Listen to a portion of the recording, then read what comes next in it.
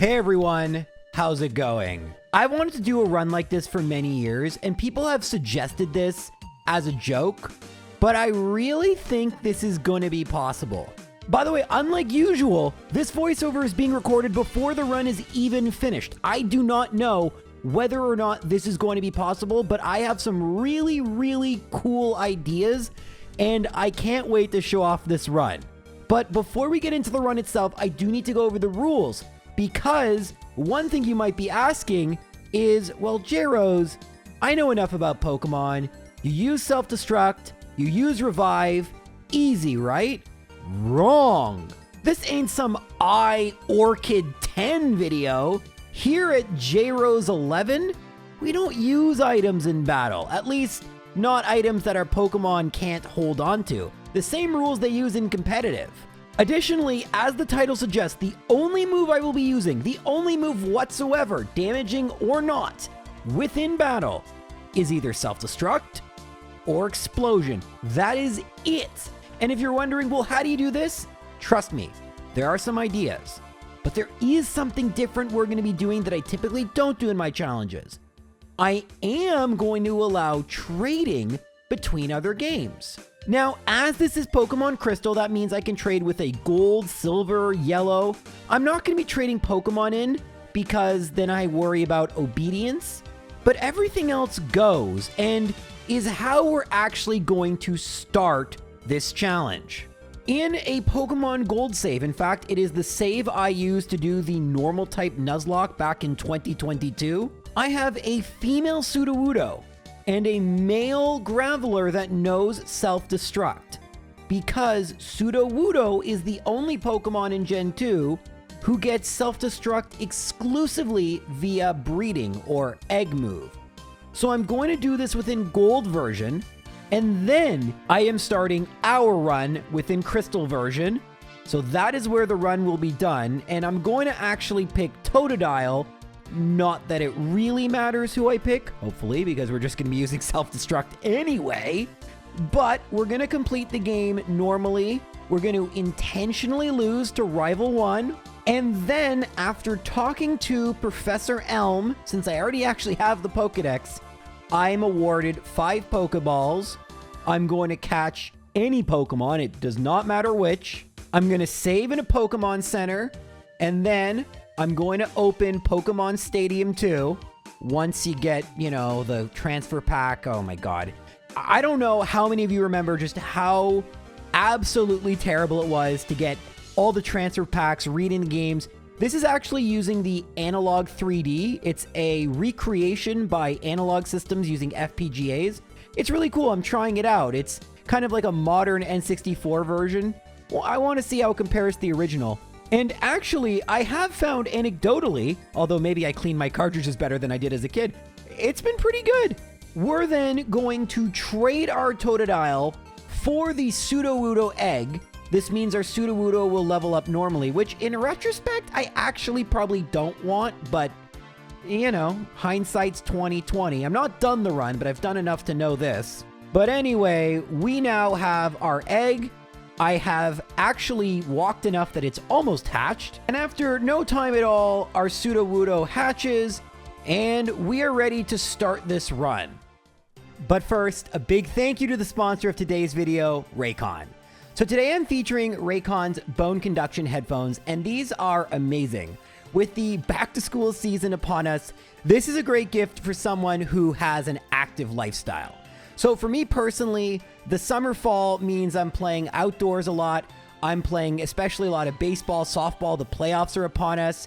And what makes these bone conduction headphones so great is not only is the sound quality really good, because they sit just off the ear, I'm able to fully hear what's around me, be engaged in my warm-ups, or my mother making it look like I'm doing warm-ups, and my Raycons stay perfectly still. The music is in my ear, and I could hear everything going on. It was absolutely perfect. The great thing about these headphones is that they have 13 hours of battery life, are IP68 waterproof and dustproof, and with the way you can adjust them, you'll always have the perfect fit. I have worn them warming up for hockey previously. I've worn them up even playing goalie previously, and I've never even noticed them on my ears. I've never worried about slipping or being uncomfortable, and the music sounds still great. The bone conduction headphones are a perfect back-to-school companion. Click my link in the description or go to buyraycon.com/JRose11BC for 20% off. Thank you to Raycon for sponsoring. But there's a problem. If I just went to go and battle the first mandatory trainer, Youngster Mikey, well, we would lose because I just have a Sudowoodo and he has 2 Pokemon. So we're gonna have to do something interesting, and that is catch a Geodude without damaging it, because we can't use Self-Destruct since we would lose and probably we'd knock it out. Now, there are 2 options here. We could swap train our Geodude until it hit level whatever, 20 something, and that would be awful. That would be truly terrible. I actually should explain what I mean by swap training. This is something we are going to do. If I lead with Geodude and then have Sudowoodo use Self-Destruct, Geodude gets 100% of the experience points as if it just won the battle normally. It takes a little bit longer, but if I were to just use Self-Destruct with Geodude, I would get 0 experience points because a Pokemon has to be unfainted in order for me to get experience points. So this is how we're going to grow, but there always must be 1 Pokemon remaining. And although Geodude eventually will learn Self-Destruct via level up, because I'm allowing trading between games, have actually employed the use of a second game. Well, actually many games, to be honest with you. I can't remember when I did this run or what run it is, but I'm named Fievel, and I don't know what run this is, but it looks really cool. Either way, anyway, using Pokemon Stadium 2 and various red and yellow versions, I have assembled many TMs I have gotten over the years, including 23 Self-Destructs and 47 explosions. You can see how it worked, where you go into the color case, you deposit them 1 at a time, and then all you got to do, see, like you can see, you do it 1 at a time, and then you can add it to a game. It's awesome. But even better, now that I've traded Geodude, using Pokemon Stadium 2, you don't actually have to turn on the game at all. When I found this out, I love this. I love Pokemon Stadium so much, but I can teach both Explosion and Self-Destruct. Why both? There's really no reason, because I'm probably going to have to go to the Pokemon Center a whole bunch, but I have them both, so might as well use them. Explosion, by the way, is 50 base power higher, so we will always use Explosion unless I misclick, and we will do this for every Pokemon we catch that can learn Self-Destruct or Explosion. But as you can see by this list I've compiled, not that many Pokemon even learn it via TM. And unfortunately, in Generation 2, both Self-Destruct and Explosion were no longer learnable via TM, meaning the only Pokemon that we can trade back are not only Generation 1 Pokemon, but it has to be Generation 1 Pokemon that don't know any Generation 2 moves, which we probably can fix, but it might be a problem going forward. Currently, though, there is only 1 Pokemon prior to Youngster Mikey that can learn Self-Destruct or Explosion. So how do we win? Simple. Just catch any other random Pokemon. Meet very important and totally necessary Pokemon, Pidgey. I'm being honest, it is. Now that I have 3 Pokemon, here's what we do. We're going to swap into Geodude. I'm actually going to level up Sudowoodo. Oh, wait, no, I'm going to level up Geodude. I thought so. We're going to use Self-Destruct, and down goes Pidgey. Geodude gains 22 experience points, and then I actually should swap in Pidgey here. Get it some experience points, why not? Maybe we'll get a Pidgeotto. Can't use it, but hey, I can at least... The rule is I can use anything in battle, but the only move I can select is Self-Destruct or Explosion. Pidgey is perfectly legal, and we just won the first battle. Cool, right? Well, there's something that's even cooler, and I think if we beat the game, this will be one of our most important Pokemon, Ghastly. Ghastly is a ghost type, and by trading it back to Pokemon Blue version, assuming I catch this thing, it will be able to learn both Self-Destruct and Explosion, And now that I have 3 Pokemon with the moves, Falconer, who only has 2, should be easy, right? Not exactly. So Falconer's Pokemon know Mud Slap, and Rock Pokemon are kinda slow. So although Sudowoodo hits, there is a distinct chance that, well, you can see Geodude misses, and unfortunately, Ghastly is actually hit by Gust, which crits. If it didn't crit, I would have won. And yeah, I actually lose here. And in the second battle, Sudowoodo misses. But in the third battle, Geodude this time goes for Explosion. I forego the experience points because I just want to win. We can get them back later, and I have an idea to make it better. But Sudowoodo Self-Destruct, because it doesn't know Explosion, it's not enough to knock out Pidgeotto in one hit. This is the downside of getting experience points. And I go into Ghastly. Well, I don't outspeed. Gust doesn't one-shot. And I actually use Self-Destruct there on purpose. It is a win. But you can see the perils of this strategy. J-Rose, what strategy? You're just using one move. Hey, there was strategy here. And trust me, there's a lot more strategy coming. But it was at this point, leveling up seemed to be important. And I had an idea that I thought was really smart. And it turned out to be less smart. So I'm in Slowpoke Well, and you can see swap training, I have animations on because I think it looks better with Self-Destruct. I mean, we need to see the Self-Destruct. And you can see I'm like slowly but surely leveling up, but it does take a while. It's frustrating to do, right? So I'm like, oh gee, if only we could speed this up by a lot. So here's Pokemon Gold version, and I've set things up in this game. I'm actually just fast forwarding a bit. And here is the idea. Like I said, while we can't use things like potions and revives, we can use held items such as the Lucky Egg. But Lucky Egg is really difficult to get, and a lot of you might not even know it's in Gen 2. That's because the way you get it is by randomly thiefing it off of a random Chansey. Chansey only appears in Kanto on 3 routes, 13, 14, and 15. And honestly, I'm actually doing the wrong thing. I should be on Route 14 because it's easier, but it has to be nighttime. Because on Route 13 and 15 at any time, and 14 in the nighttime, if you use a level 25 Pokemon like this Dunsparce, well then, cool things will happen. And by cool things, I mean if you use repels, there is a 1 in 21 chance that the Pokemon that you encounter is a Chansey, and then there is a 2% chance that said Chansey holds a Lucky Egg. I did this for 3 hours, and I found many Chanseys. I think I found over 50. No Lucky Egg. I might try again tomorrow, but this is where I left off. 3 hours of this. It was a mistake. I really thought this would make things easier, but you should know I did this on actual hardware back in my early, like pre-Catch-em-all J-Rose days. I did this, and I cannot find the footage. I want to find it because I recorded the whole thing.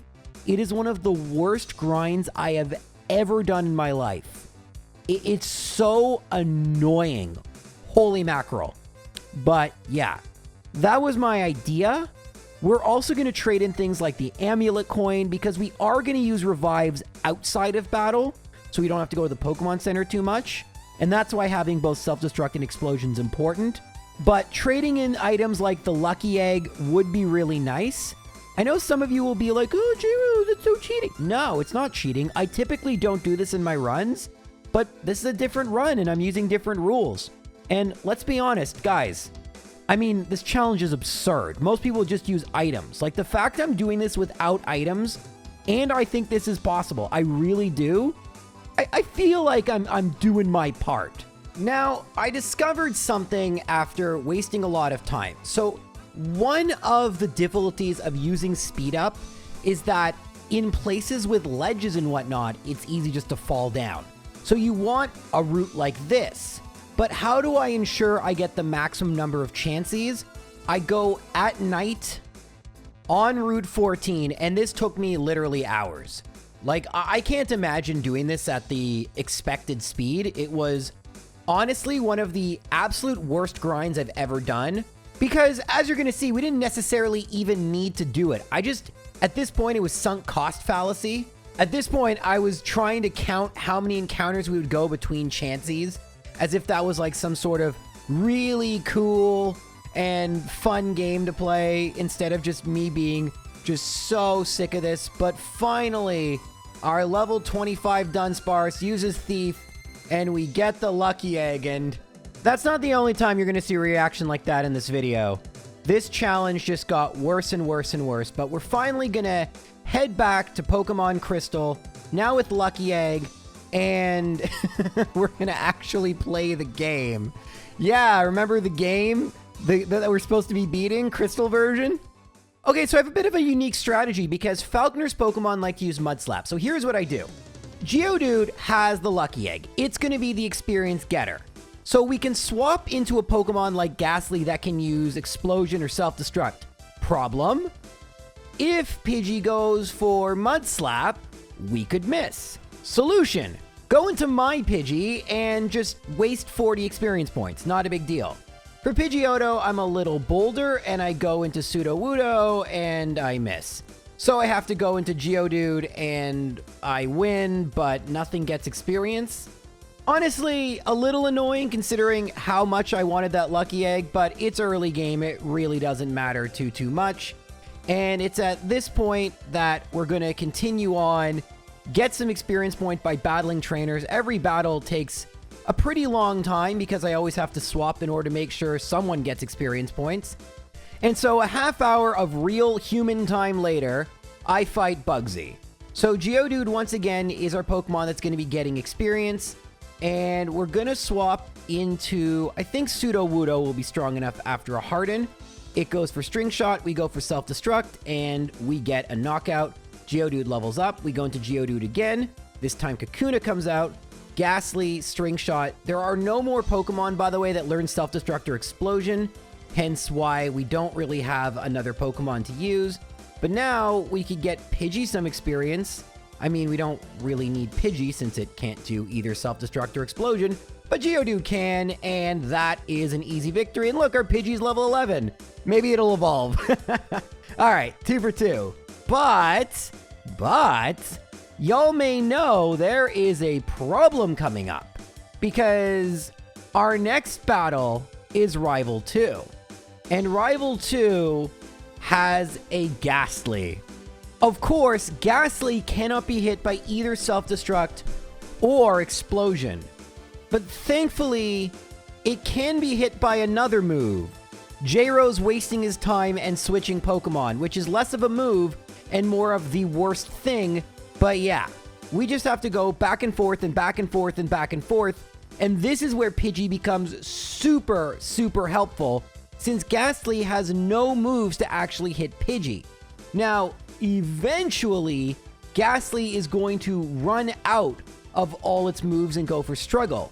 However, unlike in modern Pokemon, the recoil that's dealt back is pretty minimal, and while I actually thought this wouldn't be so bad, it ended up actually knocking out my entire team.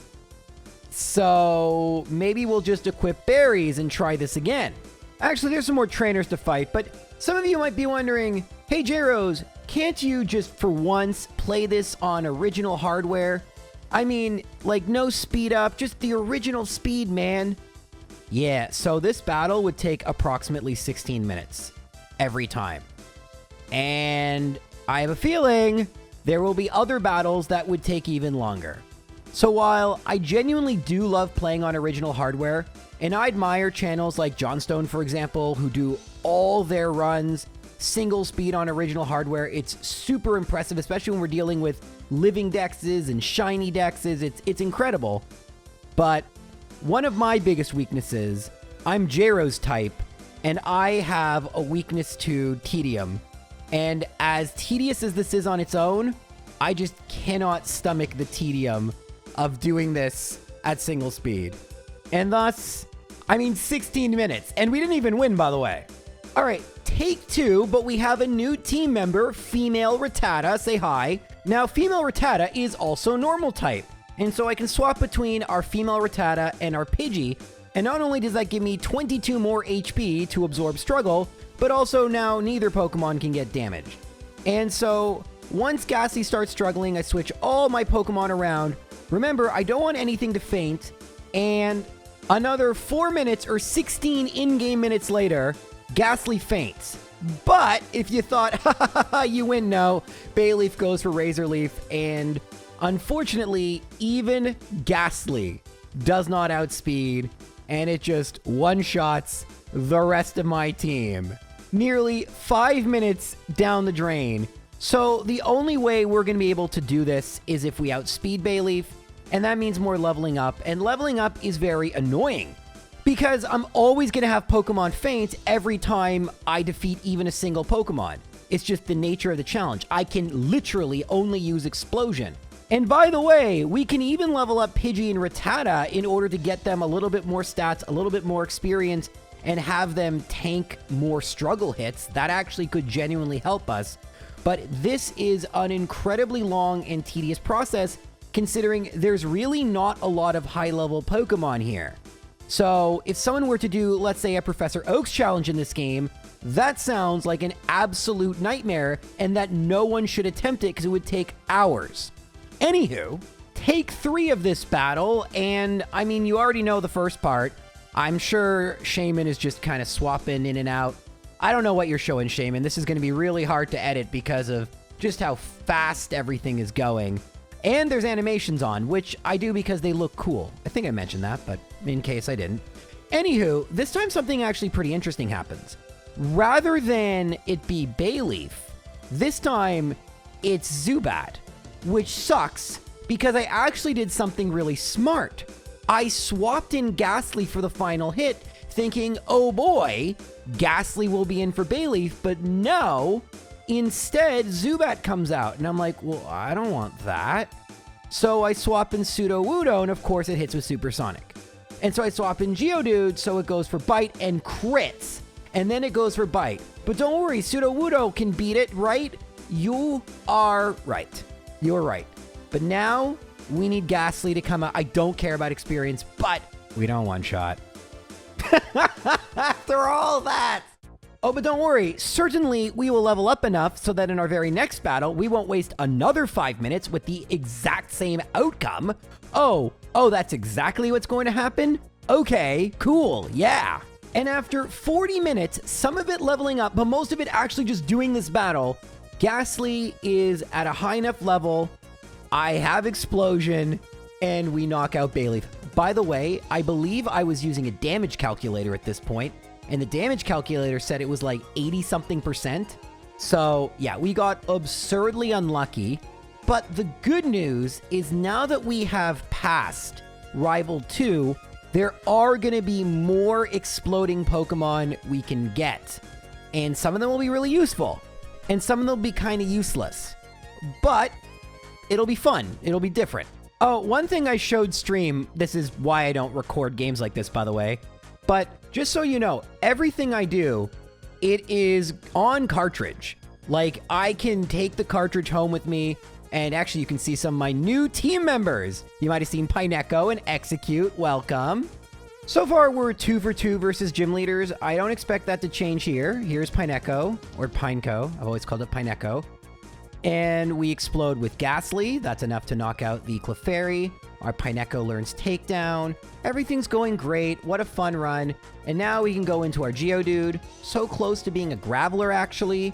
And in this game, because we are allowed to trade, we'll be able to get a Golem, which is super great.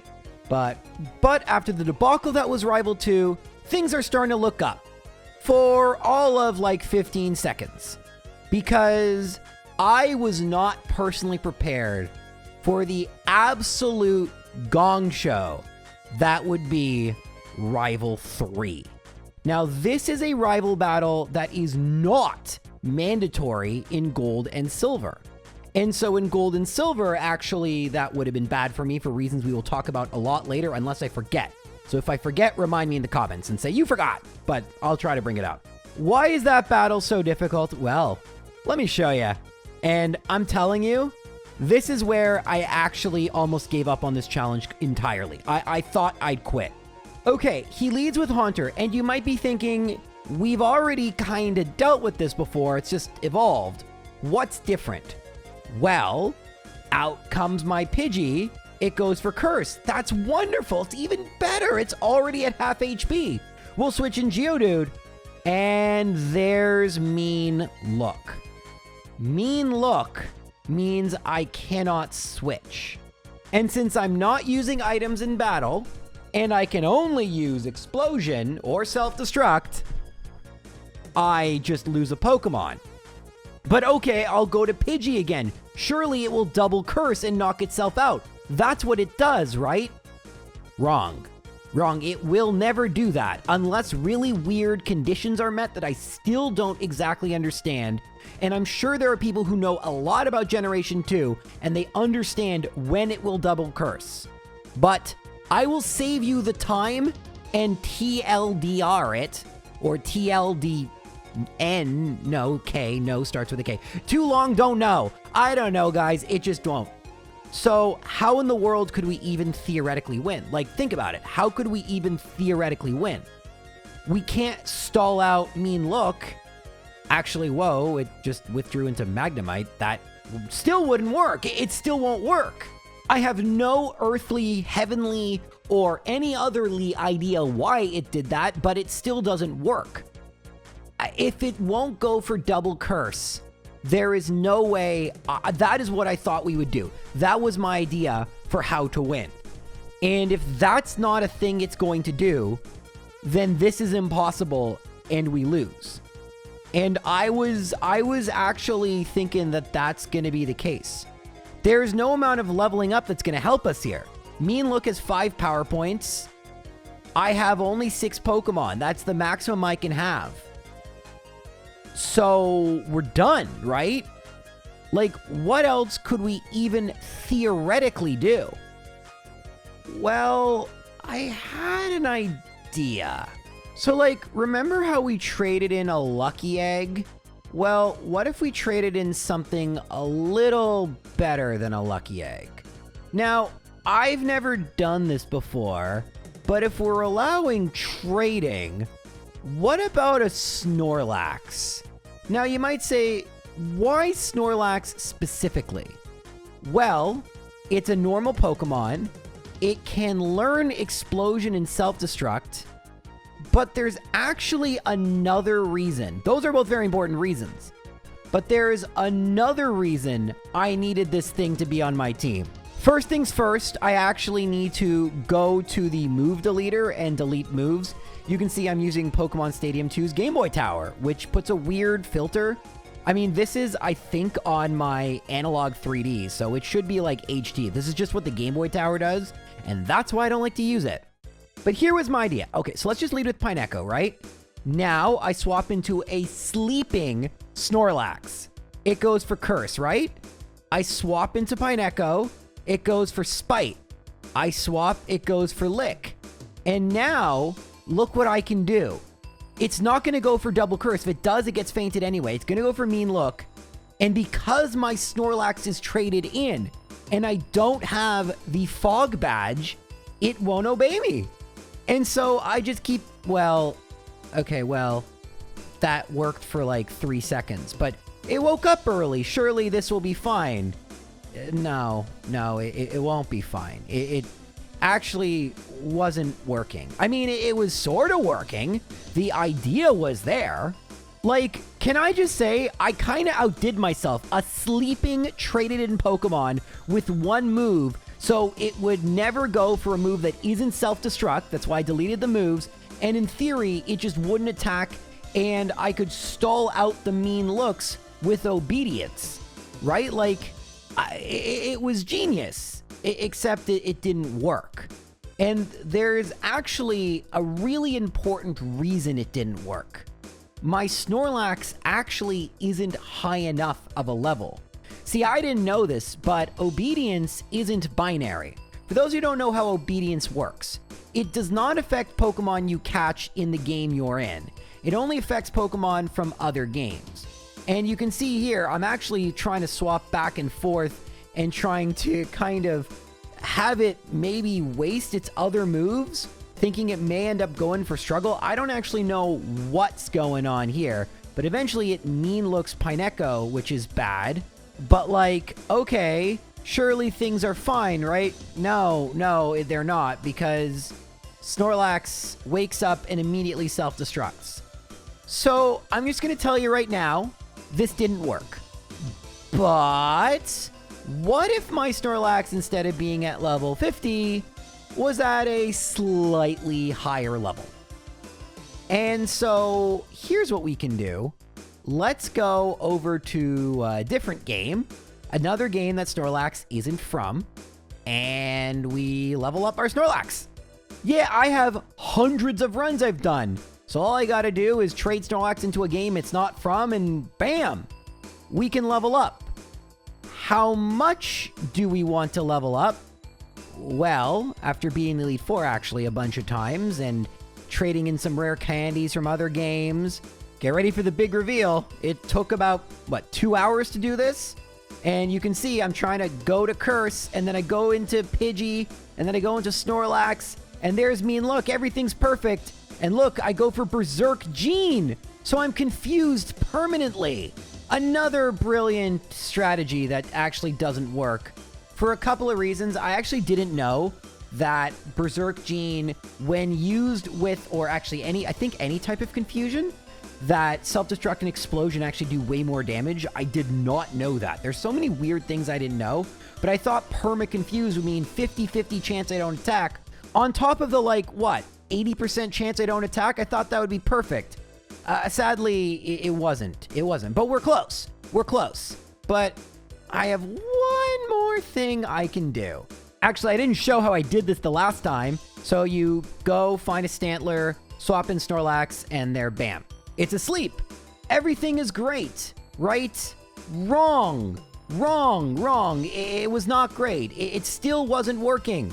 In spite of everything I was doing, the name Despair is so apt. So apt that even Rosé and Bruno Mars are joining in, but they pronounce it wrong. But finally, we start to make a little progress. So, turn 1, Pidgey comes out versus Haunter. We immediately swap into Snorlax, it goes for Curse. We swap back into Pidgey, it goes for Spite. That's 1. Then we swap into Snorlax, it goes for Mean Look. And then 2 Spites. I'm still asleep. 3 Spites. I'm still asleep. 4 Spites. And then I wake up and nap, which is one of the things a disobedient Pokemon could do. That is 5 Spites. I wake up and then nap again. That is 6 Spites. I stay asleep. That's 7 Spites. I stay asleep. That's 8 Spites. I stay asleep. That's 9 Spites. I stay asleep. That is GG. Because now the only move that can damage me is Curse. And actually, we're going to get a Pidgeotto out of this. I'm actually still asleep. And I can swap, by the way. But why am I not swapping? I actually have no idea why I'm not swapping here. Who cares? Self-Destruct. Go away, Magnemite.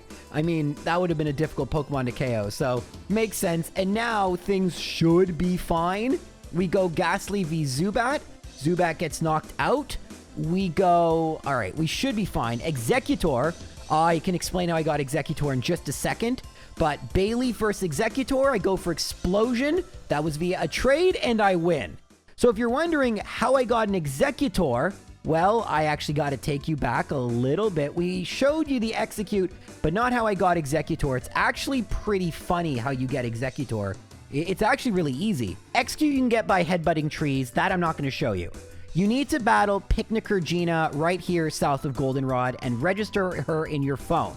Then, after you beat Whitney and get rid of Sudowoodo, you move along home like Alamarain when she counts to 4. And then 3 more. That's a reference, don't worry about it. 5 people got that. They're my favorite because I love that show. Bad episode, though.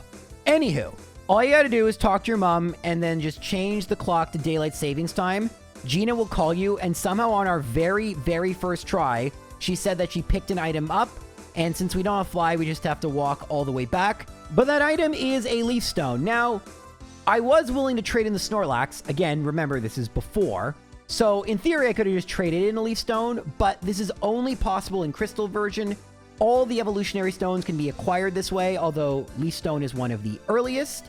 And yeah, that's how we got Executor. So finally we get to move on, but I know what you're thinking, or maybe you're not, but you should be thinking, great Gyros, you go from a trainer with one ghost Pokemon to a gym full of them.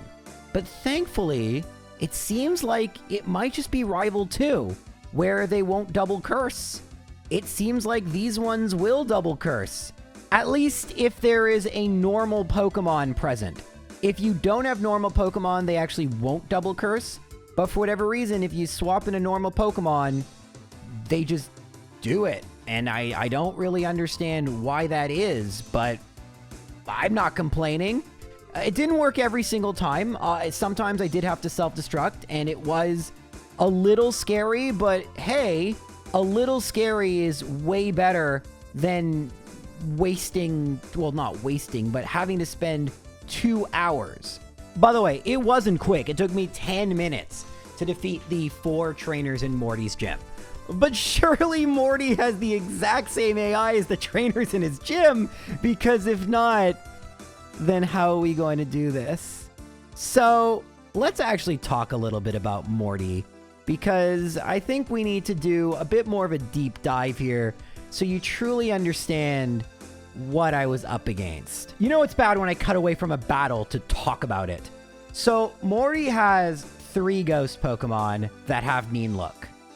I will just cut to the chase here.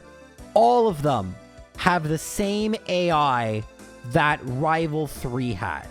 But it gets even better because unlike Rival 3, 2 of the ghosts don't even have curse to begin with. So we can't even take advantage of that if we wanted to. And so what do we do? Seriously, what do we do? Well, I first thought, okay, I mean, we just get Snorlax back, right? And sure, that's a good idea. But remember how outstandingly impressed I was? The fact Snorlax just a single time was able to defeat 1 Pokemon? Now what? It needs to defeat 4 of them? How is that going to happen? What are even the odds of that? We're not even at level 100, by the way. We're at level 88. And this is where I was fully committed to giving up. I'd actually, we can just zoom out and see the stream. I'd stop the timer.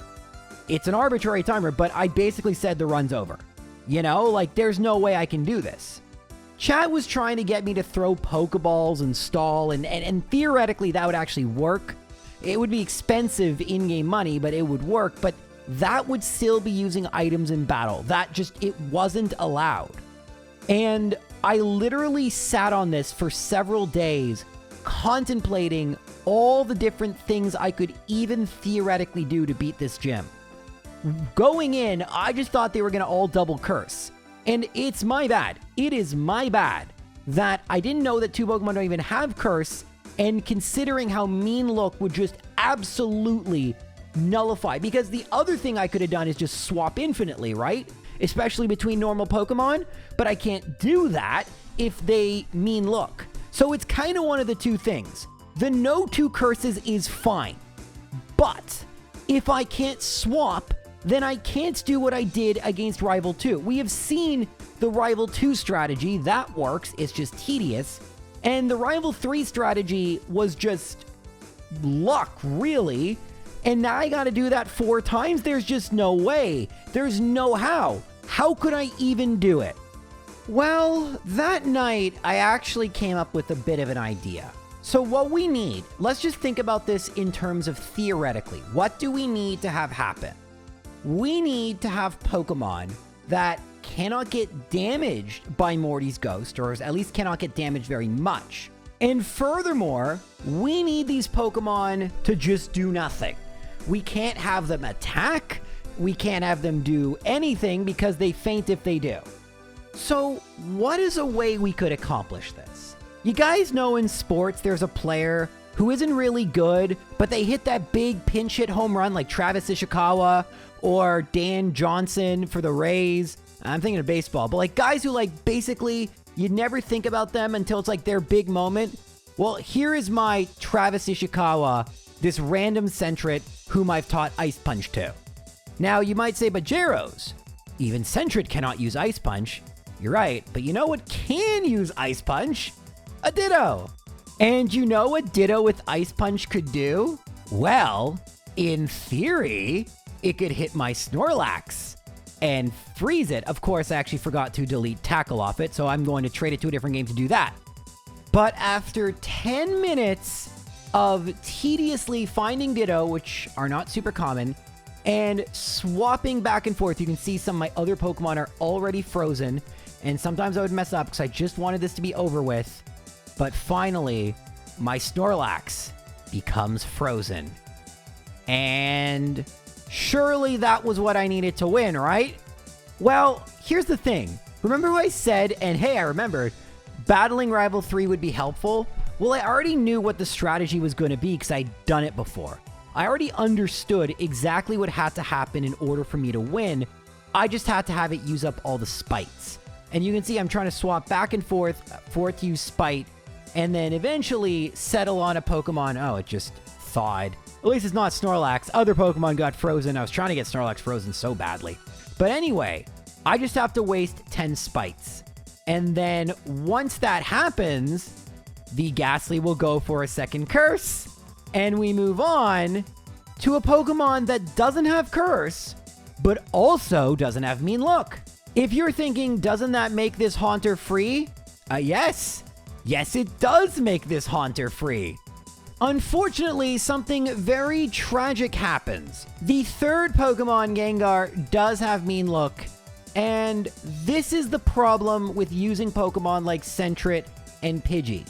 Having additional normal Pokemon is great, but if they get mean looked, the battle is over because they cannot go for Self-Destruct and Explosion.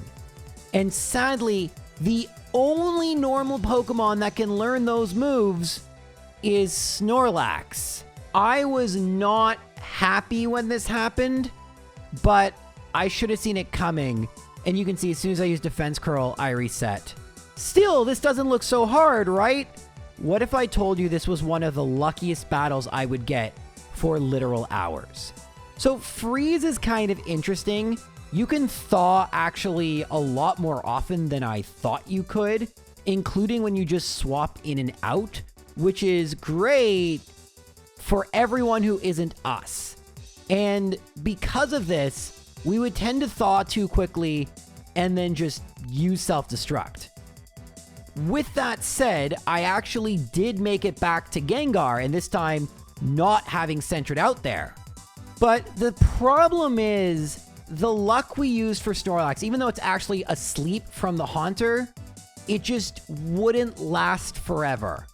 Furthermore, Gengar has Psychic moves, meaning they will hit a normal Pokemon, meaning Gengar will have to use up all its moves, like Rival 2's Haunter did, and we're going to have to swap in and out, because it doesn't actually know Curse. And it's at this point I was just in over my head, because we had the perfect strategy for the first two Pokemon, and even the last Pokemon, but this Gengar, it just seemed like it was going to be an insurmountable task. Or was it? So this time Snorlax isn't asleep. It would take a very long time between attempts, by the way. But one thing that was interesting about Gengar is that it has some very interesting and specific AI. It really wants to put your Pokemon to sleep and then go for Dream Eater. And so by having a frozen Pokemon and then a normal Pokemon, I essentially could swap back and forth and stall out its power points. Yes, eventually I'm going to have to rely on some luck once it starts going for mean looks, but thankfully, it seems like I can just do this until it's ready to start going for mean looks, and it worked. Unfortunately, Executor was the Pokemon that was stuck in there, but thankfully it doesn't wake up, and Gengar starts to struggle, and it's actually dealing back a fair bit of recoil damage. But you know where the recoil damage could be even greater? You know what Pokemon would really be great? What about a sleeping level 25 Chansey? Look how much recoil damage. Look at that. And this Chansey isn't just any Chansey. It was traded in with leftovers. And I mean, things are looking great. Chansey is absorbing all the hits. Gengar faints. GG, right? No, because this Haunter also has mean look.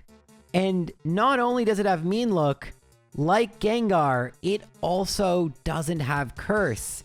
And so what we just did to knock out Gengar, we now have to do again, but with a severely, severely depleted lineup. And if Chansey is the final Pokemon remaining, we can't actually even use any of our moves since it can't learn Self-Destruct or Explosion, and we just lose. I mean, listen, if Chansey were allowed to use other moves, we would just win, but it's not. That's not the challenge we're doing today. Now, there is an incredibly reasonable question you could ask at this point, and it's the question I was asking myself. How in the world could I do this better? Like, I understand theoretically that I could swap into less mean looks, and I know I showed it fast, but there were theoretically ways we could keep all our Pokemon. But the keyword is theoretically. Once Gengar starts getting towards the end, it just spams mean look over and over again, and sometimes it won't be Snorlax, and sometimes Snorlax will go for Explosion early. And so, like, this was as good. Guys, I'd been at this now for, I kid you not, 3 to 4 hours. And that, by far, was my best attempt. Legit, if you're seeing this attempt right after, that's my last attempt before I actually just decide I'm going to give up. I just didn't know what I was going to do, and I just start spitballing ideas, but frankly, I ended stream. I did not know what in the world I could even do here. This video has been 45 minutes long. The run has been, I think, almost 9 hours of real time and less in in-game time, which is crazy, but we are using some different games, so I guess it makes a bit of sense. However, I still have no earthly or any otherly idea of what I'm going to do versus Morty. I know it seems like I'm so close, but I'm really not. Or am I? Because what if I'm actually on the right track? I'm just not going far enough. I mean, if we're willing to trade in a level 100 Snorlax, what other level 100 Pokemon could we use? And if you're thinking level 100 Mewtwo, well, yes, we could trade in a level 100 Mewtwo. And here's the great thing about level 100 Mewtwo and level 100 Snorlax. Both of them know Self-Destruct and Explosion, and both of them are incredibly bulky, and we can just switch back and forth, right? Well, unfortunately, not right, because Haunter still just goes for mean look instantly, and since I only had 2 Pokemon remaining, even though they're both level 100, there's no way Snorlax can stall out every single move. So, like, I'm actually no better off, even though I feel like I maybe did something, but it didn't even work. I have 2 level 100 Pokemon. It still doesn't work. And if you're wondering, well, J-Rose, why don't you just build a team of level 100 Pokemon? Yeah, sure. Let's see how that works. The biggest problem with this run, by the way, just so you guys know, is getting past the first Ghastly is actually so irritating because it is pure, and I mean pure RNG. Can I non-attack for about 10 turns? If the answer is yes, we win. If the answer is no, we lose. I don't actually know the exact formula, so I don't have the odds for you, but they weren't good. I would say I'd make it past the Ghastly roughly about 20% of the time, which isn't terrible, but it's not good. The Haunter was always irritating because it actually goes for Curse much quicker than you'd think, but I never knew why it did and when exactly it decided to. But it did get quicker with the level 100 Pokemon. I still don't understand how the AI works. Okay, let me break down the Gengar a little bit because I haven't been completely accurate with what I've said to this point. So Gengar will, for the first little bit, just do this little pattern, but like a classic RPG boss, it just mixes in a mean look at some point. At some point, it's just like, mean look. And you don't know when it's going to mix that in. There isn't any predictable way to know when it's coming. And when it does, you better hope that you don't self-destruct too quickly or you're going to lose a Pokemon. Now, this is just my second battle with the level 100s, and we've already made it past Haunter, but you can see that there's not really much I can do because the Haunter even though I'm at level 100, Nightshade is doing 23 each time, and my Haunter and my Wheezing are slowly being whittled down. Oh, and if you're wondering how I was able to get Haunter and Graveler, that's because I used the boxes in Pokemon Stadium as opposed to just trading. It's kind of a quicker way of doing it, but you don't get the evolution. I started feeling like I was making progress. Every 10 battles or so, I would get to Gengar, and although I usually didn't get much farther than that, it was nice to see. But this battle was different. This battle, I mean, we're gonna have to speed it up, but you may notice I've added a bit of a wrinkle.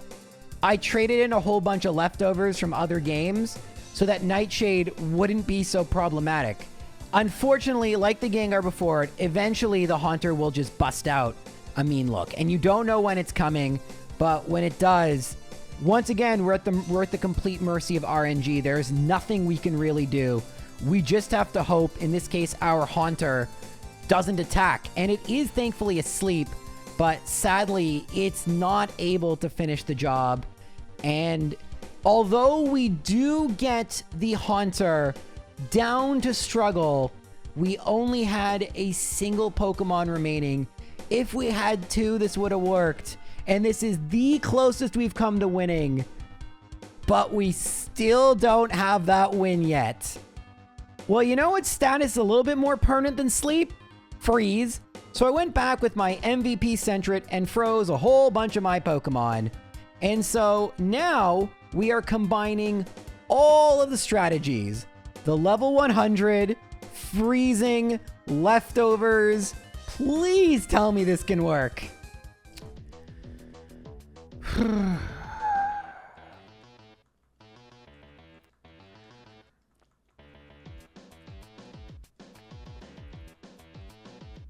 Two, three, 4, 5, 6, 7, 8, 9. Ooh, it stayed frozen. All right, that makes Haunter longer.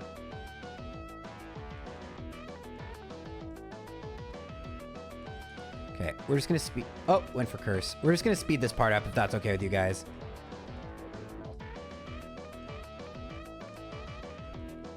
This part takes a really long time, and we're just gonna speed it up.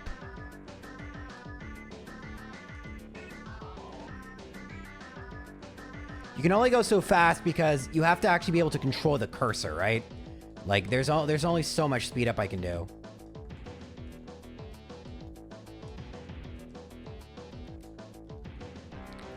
Yeah, Haunter is down to a science. Like, we have Haunter down to a science. It just uses up all its moves, then it goes. Because this one doesn't have Mean Look, right? That's kind of why Haunter is, like, one I don't care about. It doesn't have Mean Look. So without Mean Look, we just have to do this enough times till it dies. Now, Gengar, we have to slow down because I actually have to judge what I do based on what happens. All right. All right. 1 Hypnosis, Dream Eater, Hypnosis, 2, 3, 4, 5, oops, 6, 7, 8,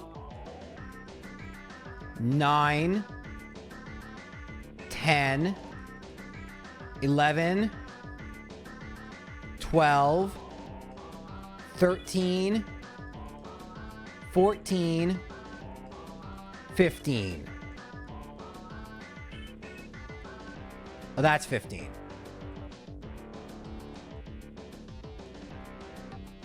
Me.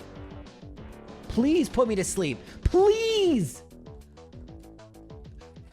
Just put me to sleep! Sorry. All right. Now we just swap between them. Oh my god, it's frozen. Okay.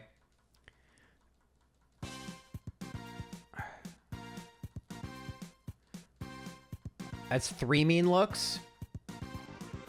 I think we're just gonna reset at this point, right?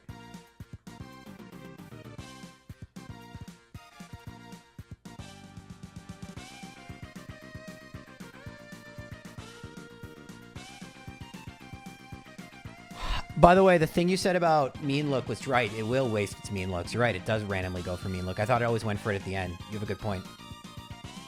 All right, so the freeze is really coming in clutch. All right, that was a clutch freeze. That was a clutch freeze. So we have 3 Pokemon left, and one of them will be asleep and one of them will be frozen.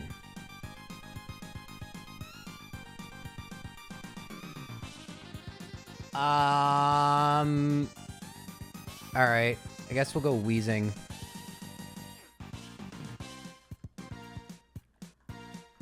I wish these were closer because it's going to take a while because of this. Oh, God.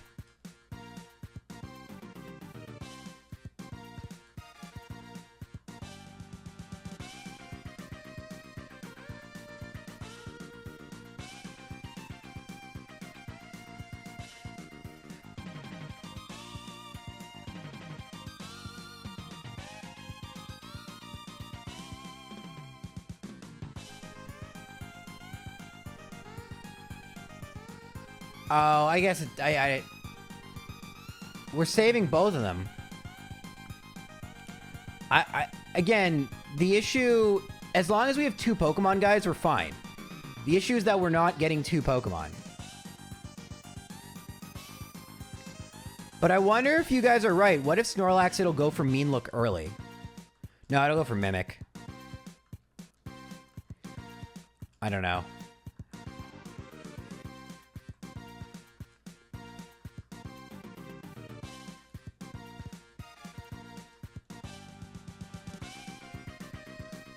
It's using, I don't know. I don't know the sound font. It's like some SNES game. It's from Super Mario World Central. No, it is not Pokemon. It's for Mario ROM hacks, funny enough, but I don't know what the font is. It's 16-bit sounds, though. SNES compatible.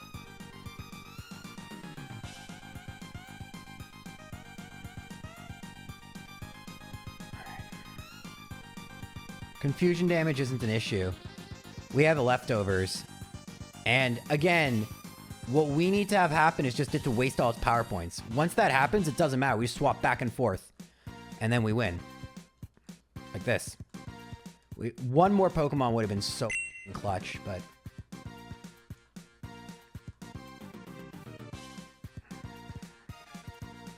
Alright, let's count. 1 Nightshade, Okay, 1 Nightshade, 1 Spite. 2 Spite. Spite is 10 power points. 3 Spite. 2 Nightshade, 3 Spite. 3 Nightshade, 3 Spite. 4 Nightshade, 3 Spite. 5 Nightshade, 3 Spite. 6 Nightshade, 3 Spite. Mean looks 10. 7 Nightshade, 3 Spite. 8 Nightshade, 3 Spite. 9 Nightshade, 3 Spite. Mean look is 5. 10 Nightshade, you're right. 3 Spite. I think I said 10 Nightshade, 3. 11 Nightshade, 3 Spite. 11 Nightshade, 3 Spite. I meant Spite is 10 power points. 12 Nightshade, 3 Spite. 13 Nightshade, 3 Spite. 14 Nightshade, 3 Spite. All Nightshade done. 4 Spite.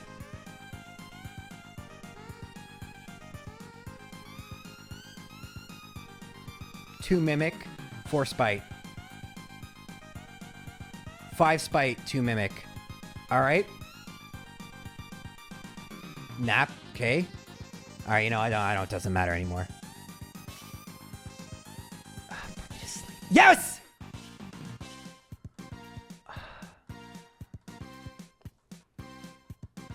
It's close. We're so close. Once we see Mean Look, we're done. Okay.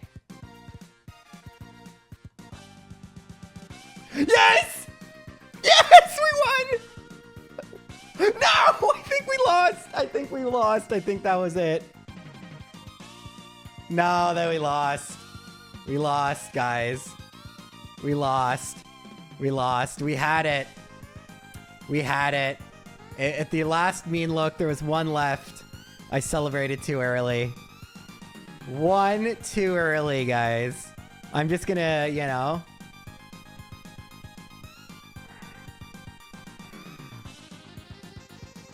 Theoretically can still happen. It fell asleep again.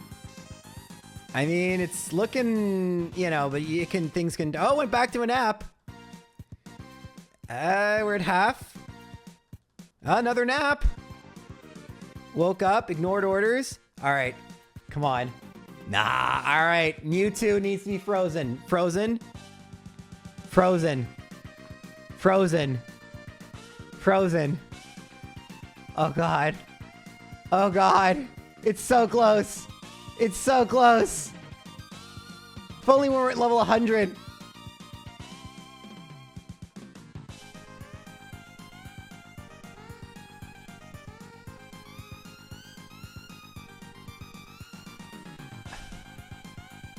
No!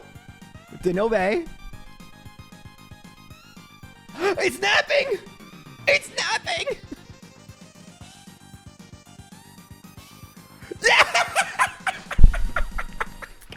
Oh, I won! I won! Oh, I can't believe we won. Oh my God. Oh, I can't believe we won. Save. In my YouTube career, I have never shown a full battle like that, and I thought about cutting it up and showing it to you in chunks, but I realized if you really wanted to know the significance of winning that battle, you had to see it from beginning to end, not just because of the dramatic finish, but how this took 10 minutes. 10 minutes each time we wanted to do this. It is difficult in post-commentary sometimes to convey just how frustrating, challenging, tedious something can be. And this was one of the worst battles. A chatter actually said this. This is one of the worst battles we've ever seen. But we got the victory out of it.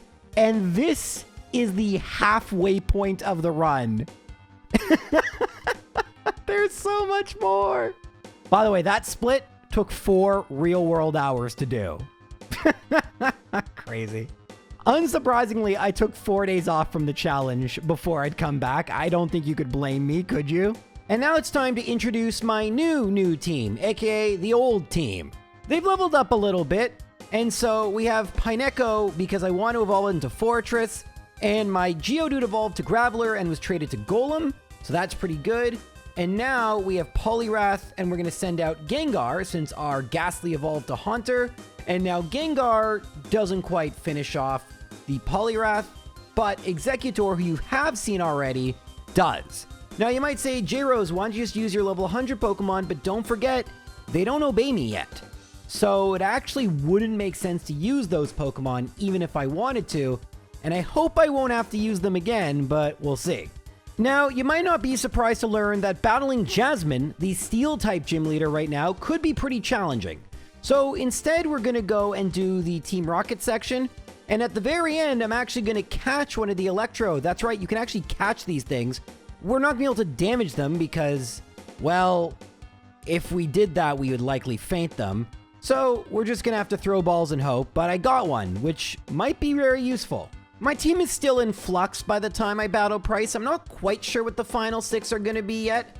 So we're leading off with Coughing, which we caught. And Gengar is clearly going to be part of it. The Ghost typing is just too useful, even with its pitiful attack. Enough to knock out Seal. Coughing I like because Wheezing is pretty decent stats. But you can see that Pineco has evolved into my Fortress, which resists Ice. And I don't have Explosion yet because we cannot trade that back to Generation 1. It's not a TM in Generation 2, so that's a big reason Sudowoodo is off the team. Golem I'm gonna have... Ooh, please don't one-shot. Okay, we should be fine. We actually outspeed. And then we one-shot. Coughing gets a ton of experience points. Don't forget, I do have the Lucky Egg equipped to any Pokemon I have first. So things are going all right. However, it's at this point we're going to have to battle another gym leader that should be tough but not as tough as Morty, I hope. So Jasmine, I'm going to have Coughing gain experience points. I'm going to try level 21 Executor because it resists Thunderbolt, but does Explosion one-shot. It does. Okay, that's good. Now let's get Coughing some more XP and Magnemite, and I'm going to go to Fortress. It goes for Thunderbolt, and then I go Self-Destruct. That's another one-shot. But this is the Pokemon we're actually concerned with, Steelix. So I'm going to go into Cloyster because it has super high defense, and it has pretty decent attack, but at level 21, it's not good yet. I'll explain how I got Cloyster in a second. Golem does quite a bit more, but Gengar, it heals anyway, but it wouldn't have been enough to knock it out. So how I got Cloyster is there's Fisherman Tully, and he has, I don't think I even put the timestamp. If Shaman wants to find it, go ahead, but just trust me, it's the same thing you saw, just with Fisherman Tully. So other than Morty, this is the only other gym leader to this point that's taken me more than one attempt. And it's about figuring out which Pokemon to use when. Unfortunately, if Gengar gets paralyzed, that won't work.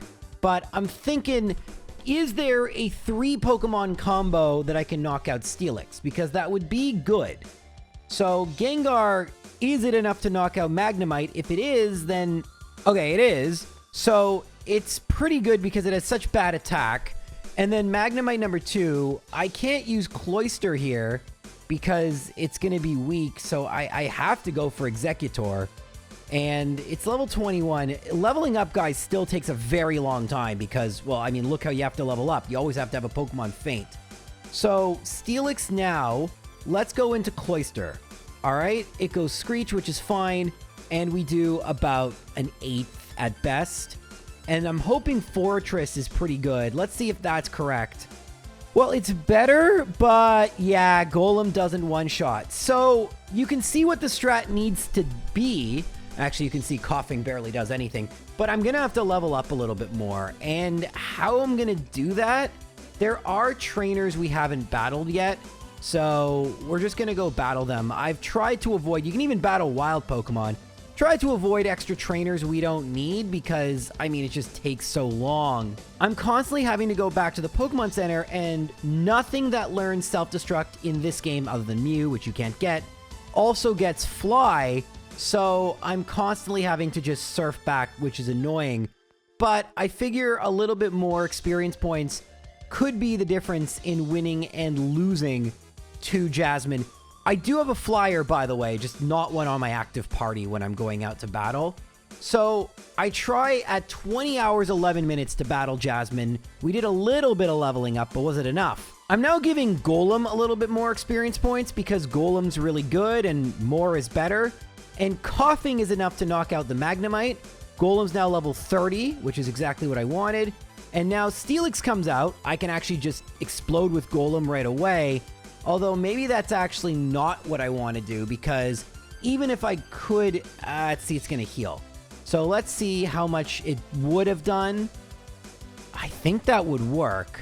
All right, so we just have to kind of reorganize the team. Maybe we should send out Coughing first and then we're good? All right, well, after misclicking in my next attempt, don't even ask what I did. It was use Golem against Magnemite, which is not smart. But anyway, Executor, please, please. Okay. Executor knocks out... No, it doesn't. Oh, well, that's wonderful. Okay, so I guess we have to level up Executor a little bit. One moment, please. Alrighty, so now are we ready? We have Coughing leading to manipulate what Pokemon she sends out next, in theory. I don't know how that works, but seems to work. Okay, we knock out Magnemite. We put in Coughing. Out comes Magnemite number 2. We go to Gengar. Don't paralyze. Nice. We please. Okay, we do knock it out. By the way, you can tell I was kind of doing this a little casually because it's a female Gengar, which means it has one of the lower attack stats, but that's okay. It's my Gengar.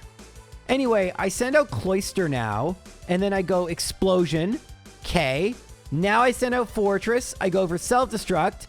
K. And so long as Golem does half, we win. Boo! I wanted to say yay, it would have rhymed, but I can't say yay because we lost. All right, so we're just a little bit, I think it's Golem we want to get just a little bit more experience because we don't want Steelix to heal, so the first 2 hits were fine. It's the 3rd hit we need a little bit more damage.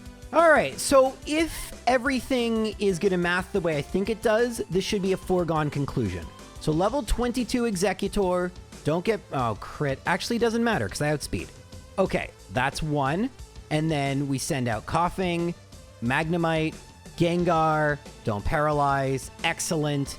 All right, here it is. We go Coughing first. Actually, we can just go to Cloyster, it's fine.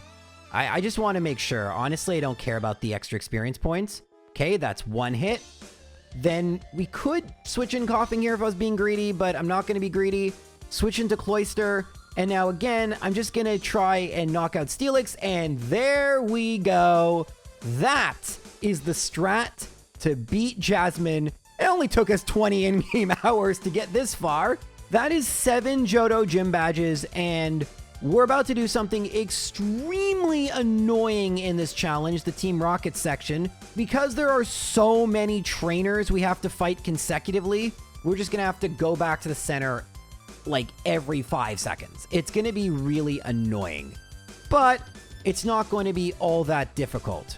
Or so you'd think, because there is one thing you may be wondering about this challenge, and you may have already figured out what we're going to do, but this is a problem that I anticipated. Up to this point, and in the vast majority of battles, including the Elite Four for the most part, you only have to face teams that have 5 or fewer Pokemon. But what about a team that had 6? What would I do then? Well, introducing this executive right here who has 5 Coughing and a Wheezing. This was my first major test to see if I could beat a team with 6 Pokemon. Luckily for me, all 6 of these Pokemon had Self-Destruct. So I figured if I just swapped back and forth enough, they would use it. But that wasn't happening. I also had Gengar, which is immune to it, so I thought that would work, but you can see I'm swapping back, I'm swapping forth. For some inexplicable reason, none of the executive's Pokemon would use Self-Destruct. And I didn't quite understand why that was. And it was definitely a problem, because the alternative strategy I would use would be really annoying, but I actually did, in fact, have one. It just sucked. And I'm not going to show you the whole thing, thank God, but maybe at ultra speed. So I actually do have 2 Pokemon that if I switch back and forth between them, I can force one of the Pokemon to use Self-Destruct, the first Coughing, just since it's easy to get it out of the way. And that are Forretress and Gengar, because Forretress is a Steel type, meaning it's immune to Sludge, and Gengar is a Ghost type, meaning it's immune to the normal moves. So I figured if I just keep swapping back and forth, back and forth, back and forth, back and forth, eventually it's going to have to, once it runs out of enough power points, use Self-Destruct, and whether it's against Forretress or Gengar really doesn't matter, because it's either going to do very little damage or it's going to do no damage. Well, wouldn't you know, it actually starts going for Tackle, which is really irritating, but finally it did go for Self-Destruct. And at this point, I believe it's GG. By the way, that took over 4 minutes of actual human time, just so you know. Now, one of the things that is important is I need to make sure... Wait a minute, what am I doing here? Why am I not just using Self-Destruct or Explosion? I'm actually unsure of what I'm doing. Why not? I guess I'm going to see if it'll do it again. Not really sure, honestly, what I'm doing. But either way, at this point, we do just win. The only caveat is I need to make sure I can knock out the Wheezing in one hit, and that's going to be Golem's department since it has the best attack. The one downside is that it uses Smokescreen a lot, and I don't... If I miss, that's really bad. So I do have to switch back and forth if it's using Smokescreen, but eventually it stops using it, and now we can just one-shot everything, I think. Again, as long as we don't miss and we one-shot everything, we're good. And you may see a new member of the team, Rocky. You know, the Onyx you trade for a Bellsprout in Violet City? Well, because Rocky is a traded Pokemon. And you might say, well, J-Rose, where did you get the Metal Coat? I mean, you can catch it with the Magnemite with a 2% chance, and I was going to do it, but chat basically said just trade it in from another game. Why are you doing this to yourself? And like, fair play. To be fair, I never had a Lucky Egg to trade in from any of my games. At least I had like 1,000 Metal Coats. So yeah, I just traded one in because I've done enough. I'm good. I've done this all of this is legit. It's not like I'm cheating or hacking or anything. I have a million save files. Might as well use them. I mean, God, how many cartridges? Anyway, it doesn't matter. Now, I'm sure many of you thought, surely now the next thing we see is Claire, right? Wrong. Wrong. There's Rival 4 with his Haunter, and it sucks. Yeah, we gotta deal with that again. So you can see coughing is really starting to level up because I do want a wheezing. But you'll see, in order to beat this Haunter, we need an old friend. First off, we have to beat the Golbat. And now, I don't know what's coming out next, actually. And I actually should give Amulet Coin to something because money is going to become important. What? Why? I'll tell you later, but trust me, it is going to be important. Anyway, let's just do that again. So we'll go into... Gengar should be fine here. Yeah, I think that we one-shot last time, so we're good. Okay, coughing levels up. Now we go into coughing, and out comes Magnemite. I guess Fortress is what I can... Yeah, Fortress will be fine. Thundershock is fine. Okay, we're good. Now, do we get Haunter? Because I'm worried about this. Okay, here's Haunter. Go! Level 100 Snorlax. All right, used Curse. Then I swap into Coughing. Oh, theoretically, we could still win. Won't obey. Mean look. Oh! I had no idea. Okay, so I'm not going to do this because with one less Pokemon, right? You always need one Pokemon remaining. So in a team of 5, I'd prefer not to use PP swapping stalling strategies. They're extremely long and very, very tedious. But as long as we get a double curse at some point in the near future, this will be fine. I didn't even know that was an option, to be perfectly honest. And to be fair, it was not consistent by any means. I don't know why it would now and it wouldn't before. Seriously, any Gen 2 experts in the comments, I really do want to know this because I don't think I'll ever do this again, but goodness gracious, this was annoying. Anyway, you already seen what I was going to do. I'm going to do the exact same thing every time, just it wouldn't double curse and Snorlax would just self-destruct too early. So as long as that doesn't happen, now I could have refrozen Snorlax to be perfectly fair, and you can see I actually swapped in Snorlax earlier because it tends to go curse on turn 1, and now I just keep going for self-destruct, hoping that it goes for curse again. And once it does that, I can swap out, or actually I could just keep Snorlax in. Doesn't really matter, to be perfectly honest, but I'd prefer Coughing to get the experience points over Snorlax. And hey, first turn Obedience. Don't forget though, by the way, because we have more badges, Snorlax's Obedience is better. Now Meganium comes out, it goes for Razor Leaf. Oh. Wait, did we just lose? Wait, no. Okay. I'm so sorry. I don't know what I was thinking. I shouldn't have reset the last time because it KO'd itself without using... I don't even know what I was thinking. We could have won the time before. I mean, it's fine. It just wastes another 5 minutes. What's that? This run has already been, in terms of real time, between all the various games, trading, everything I've done, 13 and a half hours. So what's another 5 minutes, right? All right, guys, 24 hours of in-game time, over 14 of real time. We've made it to gym leader number 8. Dragonair Fortress is now in the lead, and I don't think I should have put Rocky in this position. Yeah, that was a mistake. Okay, well, that was my bad. I didn't know what Dragonair was first, to be honest with you. I should have looked it up. That's just completely on me. But anyway, I think this might be Cloyster's last battle. I don't really like Cloyster, and that's why I don't like Cloyster. Its special defense sucks. Its HP is too low. I'll replace it with something, I'm pretty sure. But anywho, I guess, Gengar, you're up. Please be enough to knock out this Dragonair, and great. You'll also notice I went to the move deleter and gotten rid of all my extra moves so I don't accidentally misclick them. Okay, this is the Thunder Wave. I think it's the Thunderbolt Dragonair. So, Anyway, didn't matter. Rocky was the correct choice. And now this should be the Fire Dragonair. I'll go into Golem because Golem will be completely useless against Kingdra, unless that happens, in which case it is the best against Kingdra. But you see, because Claire swapped, I would gain now no experience points. And these experience points are somewhat valuable. I figured it wouldn't take too many more battles to get a victory. I thought it would be the very next battle, but I was wrong. Anyway, I came up with a strategy that worked, and a lot of these strategies involve using the right Pokemon at the right times. So it goes Fortress, Weezing, Fortress, Gengar. Again, the switching back to Fortress is just to gain experience because the Elite Four are gonna suck. And then into Rocky, and then Rocky goes for Explosion. This is the Ice Beam one. And now we have everything remaining for... All right, actually, Fortress finally has Explosion. So, okay. I think this should be fine. I just got to go Cloyster here when Smokescreen. That's actually fine. It's only... All right. You know what? Whatever. Cloyster, you suck. And actually, you know what? I'm just done. Why am I doing this? I'm just going to gain no experience points. I should have just taken it last time. I can't use Golem here.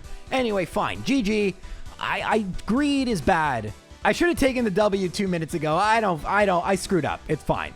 That was not the play, but we do have Hall 8 gym badges. We can just battle a few wild Pokemon if we really, really need some more experience points. But now, guys, we're headed to the Elite Four.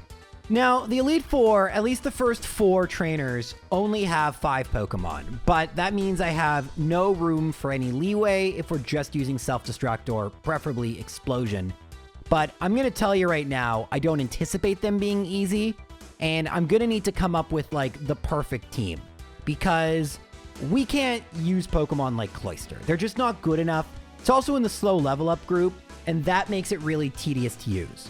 So I started scouring for the perfect Pokemon to use. And since I have Claire's gym badge, in theory, I could just use all my level 100 Pokemon and that would be fine. But I didn't want to do that. That just felt like not really in the spirit of the challenge. I did that because it was the literal only way I could even theoretically get past Morty, but I would like to do something a little less unnecessary for the Elite Four. Because the truth of the matter is, if we're using level 100 Pokemon, that kind of negates a lot of the challenge. That's why I stopped using them, even though now I theoretically can. In fact, the only reason I wanted them level 100 actually wasn't for their damage output, it was for their disobedience. If I could have got them to disobey another way, I probably would have done that. I think in some generations, actually, if you hack a Pokemon in or Game Shark certain Pokemon, they'll just never obey you, which would have been perfect. Now, some of you might say, J-Rose, you're just self-imposing this challenge. Dude, I'm playing the whole game with Self-Destruct and Explosion. What do you think? This is all a self-imposed challenge. And so I'm going to try to avoid the level 100 Pokemon with one exception. The very next battle you're going to see, I think I need my Snorlax because we have Rival the 5th. Once again, we have to deal with Haunter and a normal Pokemon is just necessary. And I cannot get a Snorlax any other way. You can also see that the animations have been turned off. That means I've been training a lot. I tend to turn them back on when we get in the cool battles, but I've been doing a lot of grinding, which doesn't look like, but that's... Oh, that Reflect actually just lost me the game. Okay, so we can't have Reflect. Cool. All right, so what are we going to do here? Swapping in the right Pokemon here is integral, so let's try Fortress and see what happens. And so if I swap back in Golem, I think Meganium will come out because it's weak. Oh, no, yeah. Introducing a brand new team member, fresh from Pokemon Blue, we have Mew, because it can learn a bunch of moves. Okay, so I'm going to explain why I used Mew in just a second, but enjoy it for now. Kadabra, I knock out with Rocky, and then Golem... I want Haunter out. Okay, so Haunter, I have frozen Snorlax because I was ready for this, and I still have the leftovers. We're going to do the exact same thing, go for Curse, swap back in Snorlax. Okay, Confuse Ray is actually really good. Please, no. It's going to go... All right, double Curse because it has 1 HP left. And then Confuse Ray. All right, triple Curse? No, it used Mean Look. I just lost, I think, right? I think that is a loss. There's a slim chance it isn't, but I'm pretty sure it's a loss. All right, well, there's Curse. Wait a minute. No, it is a loss. There's nothing I can do. Okay, so we're close. Actually, now I can at least see, does this one-shot Golbat? Okay, perfect. And yeah, there's nothing I can do. What's the last Pokemon? Oh, Magneton. Yeah, that's not good. Okay, so yeah, this is a 6 Pokemon trainer, and we're very lucky that Haunter is one of the 6, so I don't have to resort to PP wasting strats. It seems like it is very eager to triple curse when it has to, so that's good. How long will it take, though, for this to work out? The answer is about 10 more minutes, and you'll see a very big change. Gengar is now the first Pokemon. Why is this? Well, let's see if Gengar is the first Pokemon. I can use Mew here. That actually doesn't really matter. It's Gengar being the leading Pokemon, which is important. Because when I swap back in Gengar, Golbat comes out next, which is what I want. So I go into Fortress. And you may notice something. My Pokemon are in the order I am sending them out. Unlike Generation 1, the order they send them out in Gen 2 seems kinda random, but it isn't. It can be gamed and predicted and countered.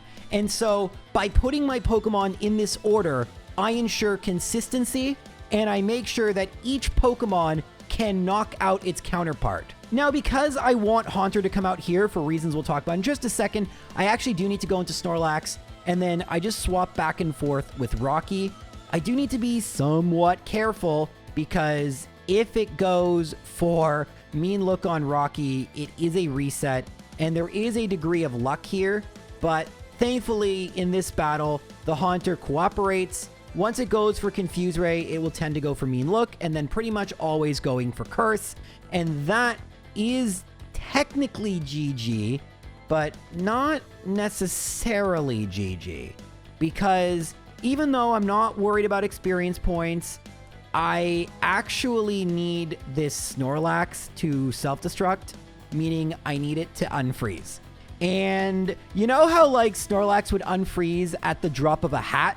Well, it took several minutes. But finally, it did its job, self-destructed, and I made it through to the Elite Four. Now, I'm not going to be using Snorlax in the Elite Four. I don't want to use level 100 Pokemon, but when it came to Haunter, the alternative was just so... There was an alternative strat, by the way. I came up with it. I mathed it out. It worked, but it would have made each battle about 10 minutes long, and chat was just like, just J-Rose, no one will care. And they were probably right. You probably don't care. I still had to use strategy. That wasn't free. There was quite a bit that went into that. And the same thing is going to be true of the Elite Four. And I can take you through the very, very tedious process. I can take you through it a little bit, but it was unbelievably tedious, and it's going to involve a lot of leveling up as well. But essentially, what I realized is that this self-destruct explosion challenge is actually quite like a puzzle, and that if I play the right Pokemon at the right times with the right levels, not even over-leveled, I will win 100% of the time. But trying to figure out the right combination and when what will spawn what was extremely difficult and very important. To that end, I'm going to give you a couple of times here. In real time, we're at about 15 hours, 10 minutes. In-game time, 27 hours, 14 minutes. I want you guys to keep those times in mind because I'm going to update you on how long this took. Okay, so this is our first will battle. I'm leading with Golem, and I'm going to go into Rocky because it resists Psychic. Now, Explosion will easily one-shot, and you can see battle animations, even though I've had them on most of the run, they're off. Now I swapped in Mew, which I actually didn't mean to do, and you can see we have a very annoying thing here, where the Xatu will go for Confuse Ray, and then my Mew won't be able to self-destruct. And also that Mew at level 33 does not outspeed a level 42 Xatu, which isn't entirely surprising, but is less than ideal. So for Executor, I thought Fortress would make sense, and it went for a critical hit Psychic, ending the run, but at least I can see if Gengar can one-shot it, which it cannot. And so that's why it's important just to continue through, even though the battle is completely unwinnable at this point, I get to see certain things, although I would have known Jinx would one-shot me. This is about 10 minutes and 4 battles later. You can see that Mew is now our leading Pokemon, and we go into Rocky. You can also see I've turned battle animations on, which should tell you that I believe that I have a chance to win. Also, I just think they look good in a Self-Destruct challenge. We should see Self-Destruct. But by having Mew constantly going out, you can see that I've come up with an order that I think may work. Now, I have yet to beat Will, obviously, or I would have shown you that. But I have Rocky and Fortress for the 2 Xatu. Then we swap back into Mew. It sends out Jinx. Now, Jinx is very annoying, and I send out Gengar. So I actually don't have the order completely correct. But Gengar is at level 37, so it outspeeds and one-shots. Again, this is always a work in progress. Executor comes out, and I actually want Mew to one-shot Executor because it's the only one that can. Again, I'm still kind of working a few things out. I just want to get past Will at one point. And I knew Weezing would one-shot Slowbro. So that was not efficient in the sense that we didn't gain all the experience points we could, but it was at least a window into what Koga offers, and Koga actually could be a problem. Money, by the way, is also a problem because I don't battle enough trainers, so I had to buy like soda pops. But yeah, let's talk about Koga. Koga has a few issues. Accuracy might be a problem. Like if this goes for double team, which it does, that could be a massive issue. But a bigger issue, depending on what happens here, and you can see Weezing has Lucky Egg. Okay, Venomoth is fine. I guess let's go into Rocky. It goes for Psychic. That was a good call. And all right, that was annoying. Please don't. Okay, perfect. But there is a Pokemon I'm worried about. There is one I'm very worried about. There it is. It's Fortress. So I don't think anything I have one-shots this thing. So I'm looking at how much attack every one of my Pokemon has. It's clearly going to be Golem, but if this doesn't one-shot, okay, yeah. So we lose at this point. There's really not... Okay, technically, Fortress itself could go for Self-Destruct, but it doesn't. I don't weaken it enough for it to even do that. So at this point, we have lost, but we can learn some things. Like, for example, can Mew one-shot a Muck? The answer is yes. Okay. Don't forget, we will level up probably both by... I don't know if I'm going to keep the loss or not. And can Weezing one-shot a Crobat? Yes. But I'm out of Pokemon, and I could reset or keep the levels, and I'm going to opt to keep the levels because I think I'm going to need them. But this is why money has started to become a little scarce. At this point, the biggest thing I need is for my Pokemon not to be so underleveled, specifically Golem, because we're going to use Golem to beat Fortress. So I have a completely different order, and the order is not optimized to beat Will, but rather the most likely to get Golem the most amount of experience points per attempt. And then I just do this over and over. Again, there's no even hope of winning. I know the strategy that would win, and it wouldn't be great for Golem. Right now, I'm trying to level up Golem, and I am using damage calculations and whatnot to try and figure out exactly how high a level Golem needs to be. So here, this battle, you're going to see something completely different. I'm not even bothering to swap train because it's so difficult. In fact, I've equipped XP Share just to get me a little bit of experience points on Golem, but I'm not going to bother. It's just too risky, and that's why the battles were too inconsistent. Something else that's weirdly inconsistent is when Jinx comes out. I don't know why. I have Gengar, Rocky, Golem, and that works every time, but this time I actually had to swap into Fortress early, and then I went into Mew, which I'm not supposed to use at all. Mew's actually supposed to be my Pokemon in reserve, so something weird messed up here. I'm not exactly sure what, but yeah, that worked anyway, but that's not what's supposed to happen. I'm a little confused how that went wrong, but yeah, win's a win. Obviously, I don't know the order for Koga yet because, well, this is just my second time battling Koga. And I do have ideas of which Pokemon I want to use when. Well, that's not what I want. Okay. Yeah, I don't think this is possible anymore, right? Well, okay, wait. If I go in for Mew and then I swap to Gengar, I still don't think that works, right? Does it work? No, it's... Wait, is it 4-on-3 or is it... Yeah, it's 4-on-3. I actually think this does work. Okay, this isn't the plan I had in mind, but if Gengar can one-shot Venomoth and now go into Wheezing, and yeah, if I outspeed, that would be nice. Ariados is not so fast. And actually, wait, no, maybe I go into Mew here. Wait, why didn't I just go? Okay, whatever. Mew will one-shot, and now Wheezing gets some XP, and then Golem for Crobat, and oh, we would have won. Not really sure what I was thinking with that switch there. We would have won anyway, but it's all good. Once we figure out the right order, it's just going to be trivial, I think. All right, this is battle number 3 versus Koga, and we lead with Mew. We go for Explosion right away. That's perfect. Get rid of Ariados. Then we go into Gengar, which gets out Venomoth. I don't want Gengar for Venomoth for some reason, and so I go into Wheezing, and it gets confused, and yeah, I'm not really sure what exactly my strategy is at this point, but whatever it is, it's fascinating. Oh, okay, I know what it is. I just figured it out. I'm not listening to the audio, so I have to kind of think alongside myself. What I'm thinking is that by the way, first off, does this one-shot? No. So we're still in trouble. But I'm thinking I want Gengar for Crobat because Crobat is very fast and I don't want Crobat to go for double team. It took me a second. Gosh, and now Fortress has to tank an okay. This is, by the way, why swapping doesn't work because of spikes. And yeah, now I'm going, okay, Muck, I see exactly what I'm doing. All right, see, sometimes I have to think, what would me from, when was this, May? What would me from like a month ago? Oh, actually, Acid Armor is terrible. All right, so there was a lot of mistakes here, but that's okay. I haven't actually saved in front of Koga, which is fine because I can still gain some levels from Will, and I still want to be a little bit higher level for various reasons.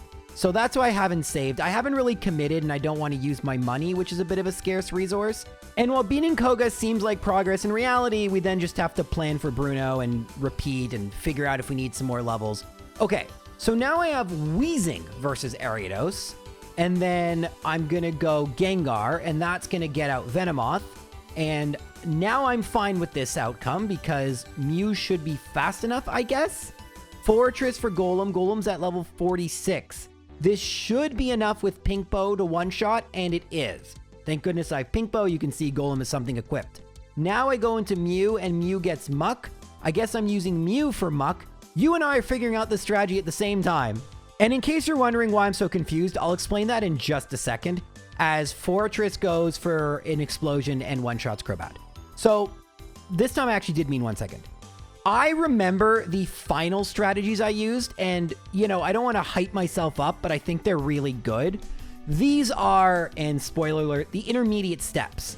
These are, it's like, in evolution when you see like those Gompathirs or whatever, I think I pronounced that right, and they like look like elephants, but they're not quite elephants. It's a little uncanny, and of course, the big reason I'm not using my final strategies now is I don't yet know, I don't have enough sample size to tell me exactly which Pokemon comes out when I swap a certain Pokemon in. And once I knew that, it was over. But it takes a long time to figure out. It's a lot of guessing and checking. All right, so Bruno has Onix, which is actually a concern, as is Hitmontop with Dig. I'm not quite sure why I just did what I did, but since Fortress will be outsped by Hitmontop, it's not a big deal. Okay, so now what happens if I go Golem? He goes Hitmonlee. I'm going to go Gengar because Hitmonlee has Swagger. I don't like that. Okay, let's go into Golem. It goes for Foresight. All right, it's going to go Foresight and then High Jump Kick. No, it went for Swagger again. All right, Rocky come out. Maybe then it won't go for Swagger. Why are you going for Swagger? I should just equip a Bitterberry. All right, go Golem. Okay, well, Foresight I knew was coming out. Please stop going for Swagger. Okay, it missed. Swagger has a 10% chance to miss. Gengar does one shot, which is sick. Now I go into Wheezing. It goes into Onix. Okay, this is where I think I need Golem because it is my strongest attacker. Does it one shot? I don't care that Onix hits me. It's so weak. And yay! Okay, I actually might first try victory this. What's left? Hitmonchan and Machamp. So Machamp comes out next. Mew actually has really good attack, and it one-shots. Let's go. So now I think Wheezing can one-shot Hitmonchan, and that would be a first try victory against Bruno. I don't care if I'm using Self-Destruct. I don't care if it's gold, silver, crystal. Bruno still sucks. That's actually not completely true, but he did here. Unfortunately, now we have to deal with Karen. And Karen has a Gengar. However, if you look at that move list a little closely, you'll notice she only has ghost moves and she doesn't have mean look. Meaning we can just swap until she goes for double curse, which is what I thought I would be able to do versus Morty, and I messed up. But this time I'm actually gonna be able to do my strat. However, this may be a case of it being easier said than done, especially without a normal Pokemon. Anyway, let's see how the first battle goes. It's probably going to take a few attempts to figure out. So I like Mew versus Umbreon. Mew does one-shot Umbreon. Perfect. Now what? Gengar leads to Murkrow. I think this is a good matchup. By the way, it's nice that Explosion has 5 power points and there are 5 trainers. I never have to worry about power points. Okay, Houndoom is not what I want to see, so I got to go into Golem here. It goes for Flamethrower, and that's actually pretty good. And Crunch doesn't flinch, so we're going to knock out Houndoom. Okay. And now we go into Rocky, which brings out Vileplume. I think this is actually fine. Stun Spore, Explosion. Okay, go Rocky. And now the final Pokemon is Gengar. And if I switch back and forth, we won't be fine. Because even though Lick does like nothing, it still has 30 power points. And without any way for me to recover HP, this can only be so effective. Now, there is a way around this. Remember that against Morty, I traded in a bunch of level 100 Pokemon, all of whom had leftovers. If we traded in Lucky Egg and a Metal Coat, why not just use leftovers? And I will. I'm not going to just say, like, no. No, it's either level up to, like, level 70 or use leftovers. We're using leftovers. Well, I'm not going to show my second battle because I misclicked and it was very depressing. But this is my third battle where I hopefully won't do that. You'll notice that I have leveled up some of my Pokemon, mainly Mew. We will talk about this in just a second. But I have already, through my 2 battles, figured out a certain order I want. Mew first, followed by Gengar, followed by Weezing, and that leads to Vileplume, and then Fortress leads to Houndoom, which I immediately swap into Golem to knock out the Houndoom, and then, in theory, I just swap Rocky and Fortress back and forth until the Gengar runs out of Lick, and then it just starts going for Curse. This takes an incredibly long time because it won't just run out of Lick, it'll also try to do other things, but eventually, I get the victory. That battle, by the way, takes 3 minutes. And as you know, I'm using speed up. It would take approximately 12 minutes. By the way, that Morty battle, I believe, would have taken 40 minutes. Anyway, now we have our real problem, though. Because while Karen was a little annoying, Lance has 6 Pokemon, and on the surface, which one of these Pokemon do you think is easily exploitable based on the Pokemon I currently have? On the surface, kinda none of them. However, there was one Pokemon Lance had I thought I would have a shot against. And let me be clear what that means. That means wasting all of its power points and then having to switch back and forth while it struggles and knocks itself out due to recoil. That is the only way we're going to beat Lance. One of his Pokemon has to do this. So which one? And is this even going to be possible without using my level 100 traded in Pokemon? Let's see. By the way, we just passed the 30-hour mark of in-game time. Okay, so I send out Weezing first. It tanks Hyper Beam and explodes. Fine. Now what happens if I send out Gengar? We get a Dragonite. Now there's a problem here.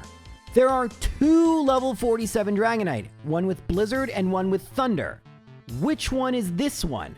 I go into Fortress and it goes for Thunder Wave, which doesn't help me. I go into Rocky and it goes for Thunder, which does help me. And then it goes for Hyper Beam and I recover. And then it has to recharge and then it goes for Hyper Beam and I recover. And then it has to recharge and Well, this looks like the one I'm going to be... No, this is the one I'm going to exploit. So this is the level 47 Dragonite, but if you notice already, there's a massive problem. That Fortress, which is supposed to be my defensive wall, well, first off, is being attacked with special defensive moves, but the leftover recovery is not out healing Hyper Beam even. Now, this battle is already a loss for various reasons. I've lost too many Pokemon. Actually, it's just one reason, but it was a good chance to kind of test what kind of swap strategies I would use, and essentially, what I've learned is my Pokemon are just too low level, so eventually, we're just going to level up Fortress and Steelix. In the meantime, what I can do is battle Lance again and again and again and figure out, well, if I swap in this, what comes out here? And through that, I actually started to figure out an order and how I want my Pokemon to work against Lance's team. And that is such incredibly useful knowledge. I'm actually doing a lot of these battles, so the real time is going to be passing, but I have learned so much valuable information. The question is it going to be enough to actually beat Lance? I battled the Elite Four over and over in order to gain experience, but it also allowed me to find out the perfect order. So let me tell you what those orders are. Every battle until Lance is going to have a Pokemon that goes unused. Which Pokemon do you think it's going to be for Will? The answer is actually Mew, funny enough, just because it works out well. Gengar leads, outspeeds, and one-shots. Then Rocky, they're not in the right order, but that's okay, because Executor comes out, and I one-shot Executor. Then Golem comes out. Again, we're not in the right order. Normally I would be. Now, Golem will actually spawn Jinx, and you might say, well, that's a bad matchup, and in theory it is, but in practice, Jinx goes for Ice Punch. It's actually very trolly. It loves to use Lovely Kiss, and it tends not to do that against Golem, and it doesn't one-shot, so we're good. Weezing brings out Slowbro, which it one-shots, and then finally, Fortress is for the last Xatu, and this one's actually the only annoying one. Probably should give it Bitterberry, but I lost it, and whatever. You actually could go Mew here and keep Fortress, but I'd rather Mew gain the experience points than Fortress at this point for reasons, and yeah, that is the Will strat. For Koga, Rocky gets the experience share, meaning it is not taking part in this battle. Gengar leads, it brings out Ariados every time. Fortress gets Venomoth, which typically doesn't result in confusion, but I'm just getting bad luck today. Then Golem brings out Fortress, which we want. Then Weezing brings out Muck, which we want. And then Mew does outspeed and... oh, actually, I guess I don't have enough speed yet to outspeed. But don't worry, eventually I will outspeed in one-shot Crobat. And then Bruno, this one is kind of a fun strategy that sometimes doesn't work. Yet randomly all these fail like one every like 10 attempts. I don't know why, but it doesn't really matter. Gengar leads and one-shots Hitmontop. And then Fortress one-shots Hitmonchan. It likes to go for Fire Punch. As long as it doesn't burn, we're fine. Now, Weezing is supposed to bring out, I believe it's Machamp or Hitmonlee. I can't remember which one. But for whatever reason, the Onix came out, which isn't actually supposed to happen here. So I just swap into Golem and we're fine. It's an easy backup. And then Mew or Weezing can take on Machamp. This strategy is, I believe, 100% consistent, but 100% annoying and tedious, so you won't see the whole battle. We'll do a nice little jump cut. So Mew is going to lead. You actually saw that already being a thing early on. That was just luck that I figured it out. Gengar to Murkrow, and then Weezing for Vileplume. And then this is actually part of the strategy. This time I do use Rocky to bait out the Houndoom. And then I go for Explosion with Golem. And then we just swap back and forth until Gengar decides to use Curse twice. This sometimes is quicker than other times. I think this time was fairly quick. And we make it to Lance. But now there is question mark, question mark, question mark. I have ideas of what I want to do versus Lance. And you can see me orienting my team in that way. And at this point, I'm just trying to get past Thunder Dragonite once. I don't even know if I beat that. Do I just automatically win? Well, problem is getting past it is not easy. So always Weezing will come out first. It goes for Rain Dance, which is actually irrelevant. And then I use Self-Destruct. There are two different things I could do. One of them is kind of cheeky. I send out Fortress to bait Charizard and then use Gengar to one-shot the Charizard because it's raining and thus it won't do very much with Flamethrower. And then I send out Fortress, which is going to bait out the level 50 Dragonite, which I can knock out with, I think Mew will do a good job. Fire Blast does nothing because, again, it's raining and Mew does one-shot it.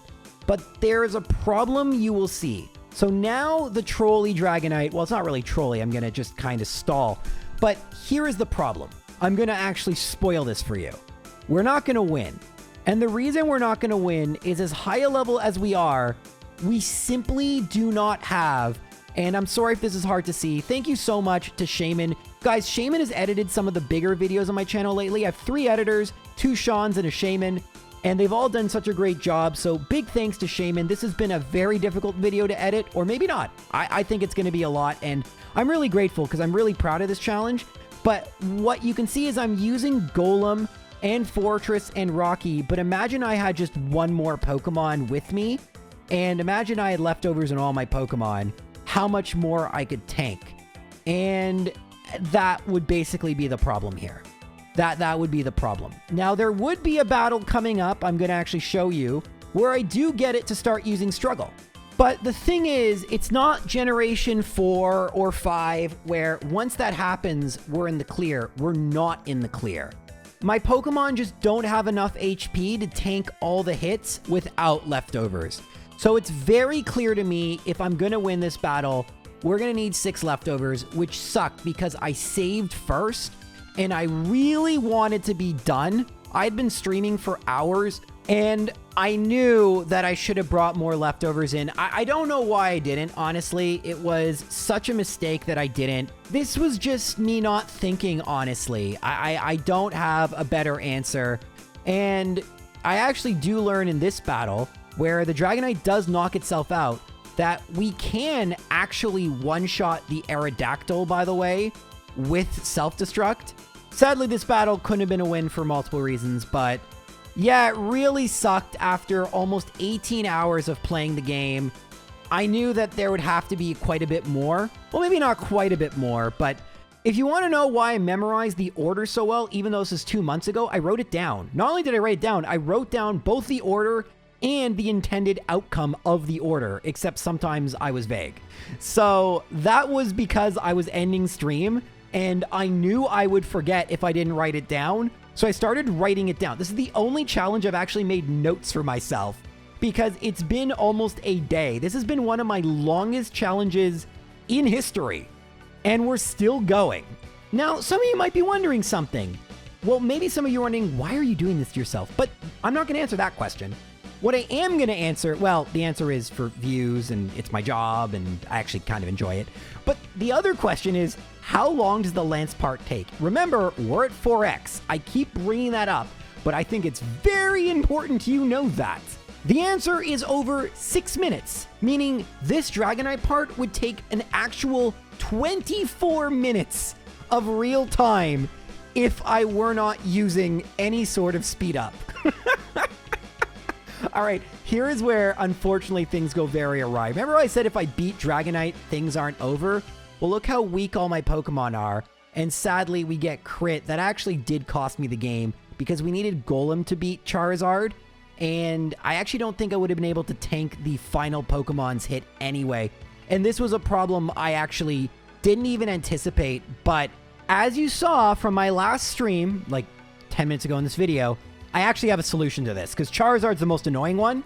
We can just beat it earlier. I think that we don't need every Pokemon. So, remember we did this last time? We can use Weezing and then go into Fortress to bait out the Charizard. My Fortress is pre-paralyzed, because it's going to get paralyzed anyway from Thunder Wave. And then we can use Gengar to knock out Charizard. At level 44, it is enough to knock out the Charizard. And then all I have to do is go into Mew, and for reasons I don't understand, that sends out the right level 47 Dragonite. Again, I don't really know why it's sending that one out, but it does. And now we're just gonna either super speed or cut ahead, because this takes a very long time. And we only need Mew, Fortress, and Rocky, but here is a second thing we're going to do. And I've done this before, but this is really, I think, clever. I know I'm tooting my own horn, but I do think so. We make sure that Mew gets the final hit of struggle so that whatever comes out, whether it be the final Dragonite or the Blizzard Dragonite, can be one-shot by Mew.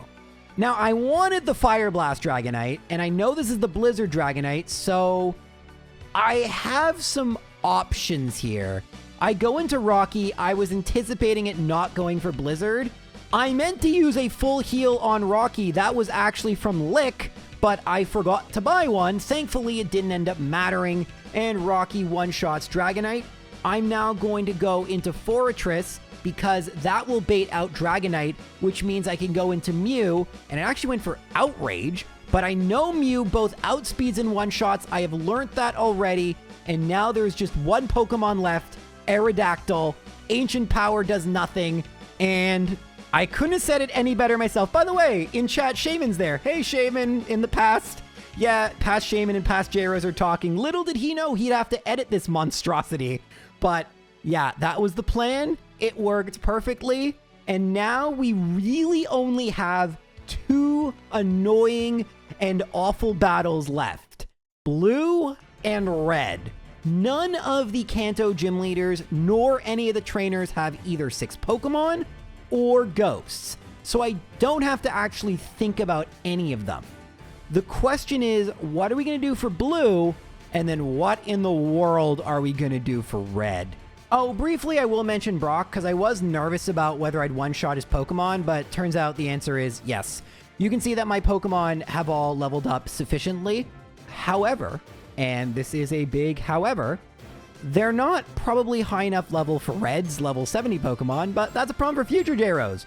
Although in the context of this video, it's almost right now, J-Rose, because we're about to battle Blue. So Blue always leads with Pidgeot, and you can see all my Pokemon are at level 51. I'm kind of just trying to figure out the best order because Blue has a pretty varied team, and he does have 6 Pokemon as well. So what exactly are we going to do? Well, obviously not that. That's not what we're going to do. I wanted to see whether Golem would one-shot, but he swapped out. At this point, having watched the Elite Four, you should have a pretty good idea of what I'm going to be doing here. Just sending out random Pokemon in a somewhat random order to try and figure out what comes out and what I should use when. And it's always difficult to determine this, but I try my best. The biggest problem is going to be Rhydon. Rhydon is incredibly, it just withdraws. Like, it's incredibly bulky, and on top of that, I guess Mew has the next highest attack. I just want to see how much damage I do to this thing. Okay, Mew does half. I mean, I don't really, I could stall? Is there another way to do this? I don't even know. Well, eventually I do get Golem out there. And sadly, it's not enough to one-shot Rhydon, so I essentially have 2 options. Level up until it does one-shot Rhydon, or come up with a different strategy. Now, I did have something I have never shown on stream in my back pocket ready for you guys. You guys are not ready for this. This is the training hall. 99% of the time, by the way, it's been 40 in-game hours, 41, it's kind of uneventful. You battle Cal, he sends out Meganium, and then after Meganium Feraligatr, and after Feraligatr Typhlosion. Nothing super interesting, and you can only battle once per day. But what if I told you I had been planning for a run like this for years? Meet the level 100 Blissey Army. Now, what does having a save file with all these Blissies actually do for me? Well, they're actually from a few different save files, but what does it do for me?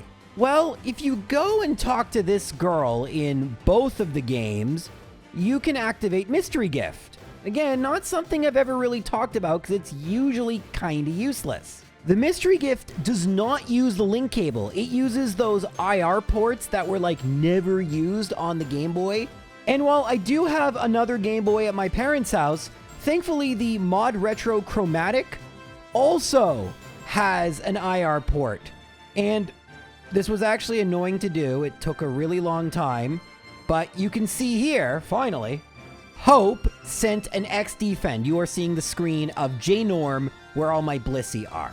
I'm actually streaming off the chromatic right now, but unfortunately it doesn't play nice with webcams. I know, it's really weird, and I kind of understand why, but whatever. So that's why you see from J-Norm's perspective, but we want to get back to Hope, our crystal version. Well, now let's get back to the training hall, and I can battle trainer once per day. J-Norm is my opponent today. Would I like to battle?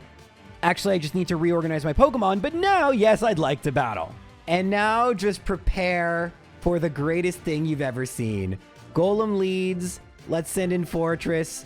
It only has Mimic, by the way. I did that. I thought that would be really, really funny to teach these Chansey Mimic from Generation 1 and nothing else. And that's it. Golem just gained 8,000 experience points, and we just do this. Unfortunately, my Pokemon actually are so weak, they don't one-shot the Blissey, which I was stunned by, but that's okay. I don't actually need to win the battle, although if I could knock out 5 of the 6 Blissey, I would be happier. But now Golem is already at level 55, and if Weezing could get a crit, that would be perfect. But if we level up our other Pokemon, then we can knock out the Blissey quicker, making this even better. But hey, look, there's the critical hit. All right, so we're level 56. And yeah, then we just lose the battle. But you might be wondering something. J-Rose, I thought you could just do this once per day. You're right, but hey, little fun fact here you may not know. We can change the time very easily in all the Generation 2 games. And all we have to do is know our exact money value, our ID. And then there are several calculators online that will give us a code. In Gold and Silver, you don't even need a code, but in Crystal, you do. You press down, select, and B, and then you just have to input whatever the password is from the website. Again, all the password is based on is your ID number and how much money you have. Meaning, unless my money gets to 0, which it actually will, because I'm going to do this over and over again, it will be changing for a little bit. But yeah, we're just going to do this a lot. And we will pick it back up once we are done.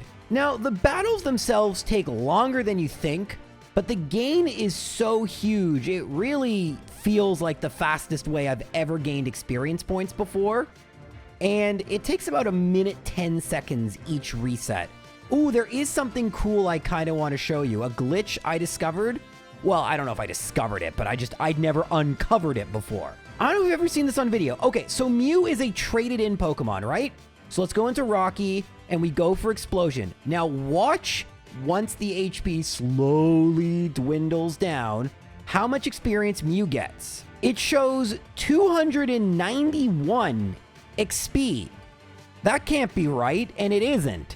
The game seems like it can't display numbers higher than 4 digits, and so it just kind of doesn't know how to display a 10 there. Actually, is it a 10? I think it's a 12, actually. I think that's 12,000 experience points, because it's giving 8 anyway. Yeah, that confused me for a bit, but you can see by the amount the experience points bar is going up, clearly the calculation is correct, but yeah, who knew? The game was incapable of displaying numbers higher than 9,999. Nothing, by the way, I'm doing here is illegitimate. Well, I guess Mew is a glitch, but any traded Pokemon it would work for, right? The amount of experience points you gain is just based off the opponent, and with the Trainer House, it is totally legitimate. You could battle a level 100 Blissey with a traded Pokemon, but, and this is the big but, you also need Lucky Egg. It is the combination of those 3 that leads to a rare situation where you gain higher than 9,999 experience points. Because of this, I don't believe it's even theoretically possible to do this in Generation 1.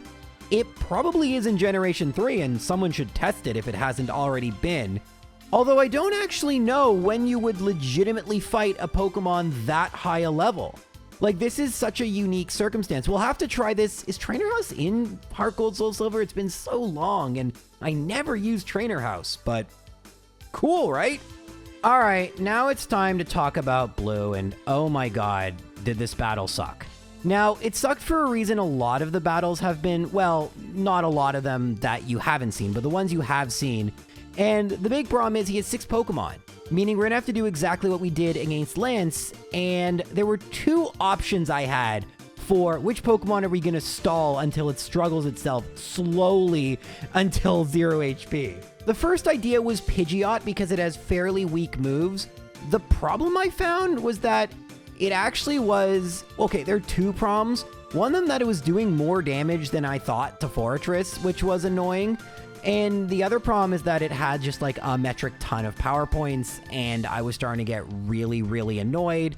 And it was slowly whittling down the health of everything, and I didn't love the situation.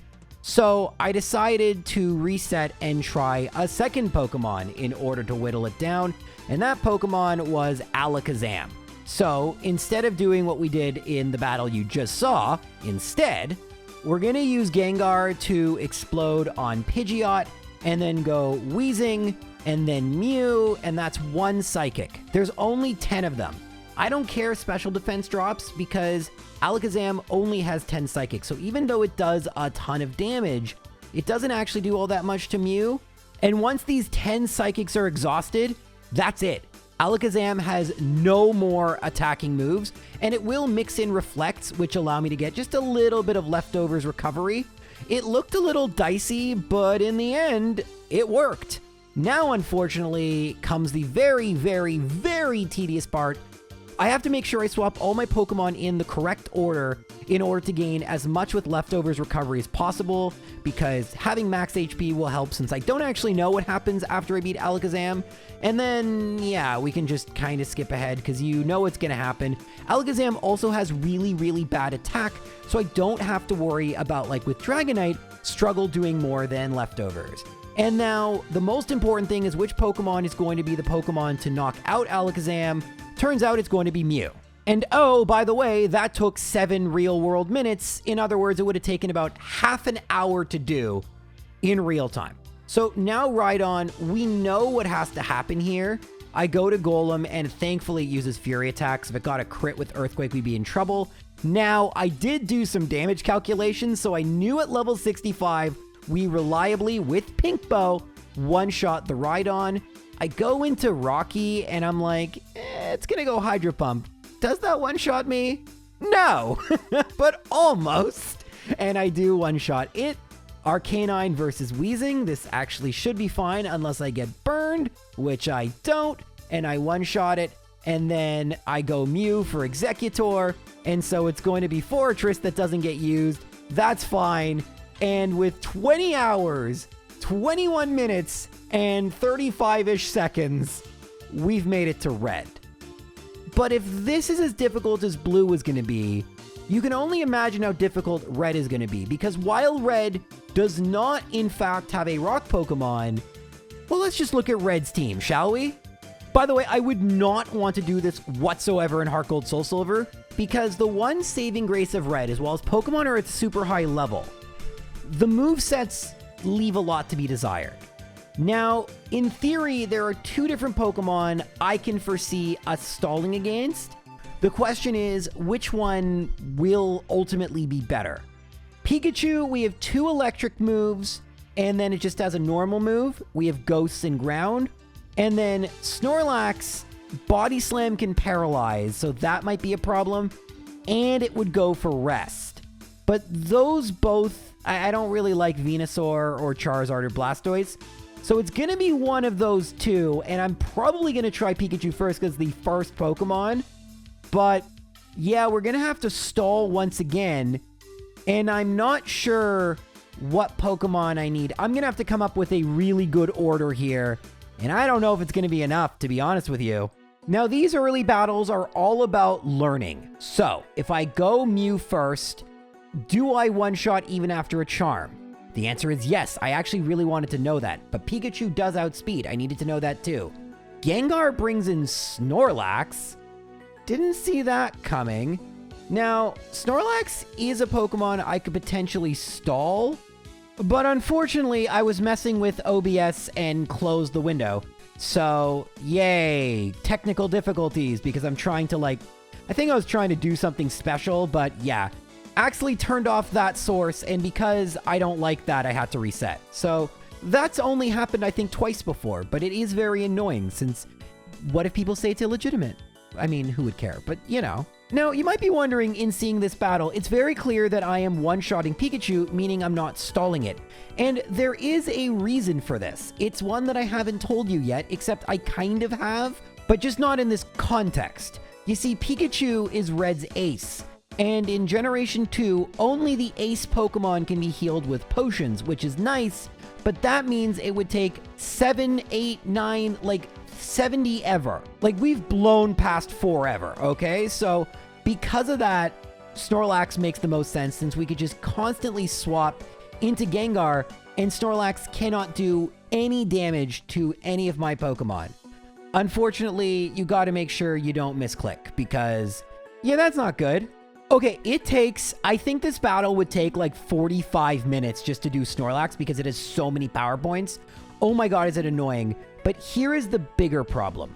We now have to tank all these struggles, and we can use 5 Pokemon to do it, but you're going to see that easier said than done. In fact, even my bulky defensive Pokemon are not able to tank the struggles, and in fact, Snorlax has enough HP and attack to take out my entire team with struggle. And that sucks because there's only one answer to this. I've done as much strategy as I can do at this point. I need to level up. My Pokemon simply need to be a higher level so that they, A, don't take as much damage. And actually, there is really no B. They'd have more HP, but, you know, yeah, just A. That's really it. So, back to Blissey. And shoutouts to my favorite Blissey, I'm a Blissey, who spells the name Blissey wrong, but is one of my favorite Pokemon channels, and is a frequent viewer of the stream and high-effort content maker. Really appreciate I'm a Blissey. Anywho, so I'm going to tell you guys something. In a lot of my challenges, I don't like to do damage calculations because it kind of spoils the fun. In theory, I could damage calc absolutely everything and know exactly the perfect level. There would still be some surprises here and there. There'd be RNG, but it would kind of ruin the game. At the end of the day, games are just numbers and dice rolls and coin flips. And what makes video games cool, I know I'm getting like really esoteric here, is that they abstract away all of that. And I appreciate it. Oh, I actually made it back here. Oh, okay, it's fine. Mew can do all the HMs. Sorry, that still annoyed me, even though it happened in the past, but I will continue. Okay, so the thing is, if I do damage calcs, like I get for like hardcore Nuzlocke and run and bun and that kind of stuff, like it's still really difficult and stressful, but it does essentially feel like you're taking away a lot of the strategizing and figuring stuff out, which is really fun. At this point though, guys, we've almost been 21 hours, over 40 plus in in-game time. I'm done. You know, I love this challenge. I'm actually not sad I did it, but I just want to know around what levels do my Pokemon need to be? And to be fair, I don't even know that, like, definitively. I just have some vague inklings due to damage calcs, which isn't actually why you should use damage calcs. You should probably know. But alas, or a junior trainer, or a swimmer. Get it? I'm saying trainer classes. Okay, my jokes are getting old. 51 hours, 43 minutes. Let's battle Red. Post-Blissey break. Alright, so I think the Mew in the beginning, we're not necessarily going to stick with Mew, but it works. And that's why I didn't level up Mew, because there's no point if it's going to be our beginning Pokemon, right? So, alright, Snorlax, and now we just have to... Okay, we're going to cut, because this is going to take an infinitely long time.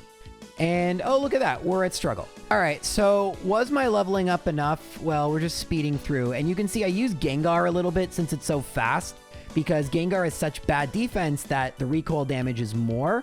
But it looks like we actually, hey, we are going to get past Snorlax. But here is the problem. By the way, this would literally take like 40 plus minutes in real time. But we ended off on Weezing. And that meant, and I predicted this, as soon as Weezing was the final Pokemon, we'd get Espeon, and we don't have a proper swap for Espeon. Fortress can tank 1 Psychic, but not 2. And so we can get useful information, such as, does Gengar outspeed Espeon at this level? The answer will surprise you, it's no. So that means nothing will outspeed Espeon, although Rocky might be able to take it out. And that, oh, well, not if it crits. And, okay, well, no more useful information for me. So that would have been really cool to learn. And there's actually another way we can learn that. Sure, we could go for a victory, or I'm actually going to lead with Wheezing here. Here's what I want to see. Actually, I'm going to go Rocky here. And then, all right, so if I go Mew, interesting. It sends out Espeon. And then with Reflect, okay, that can't work. But, all right, so Wheezing leads into Rocky, which means Espeon. Interesting. But I don't like Reflect, and I can try to stall it out. But yeah, that didn't work super well. All right, so, you know, long story short, I'm just going to do a ton of these battles and figure out what comes out when I use which Pokemon, what outspeeds what one-shots which Pokemon, and through figuring that out, I'll either figure out if I can win now or if we need to do another Blissey break.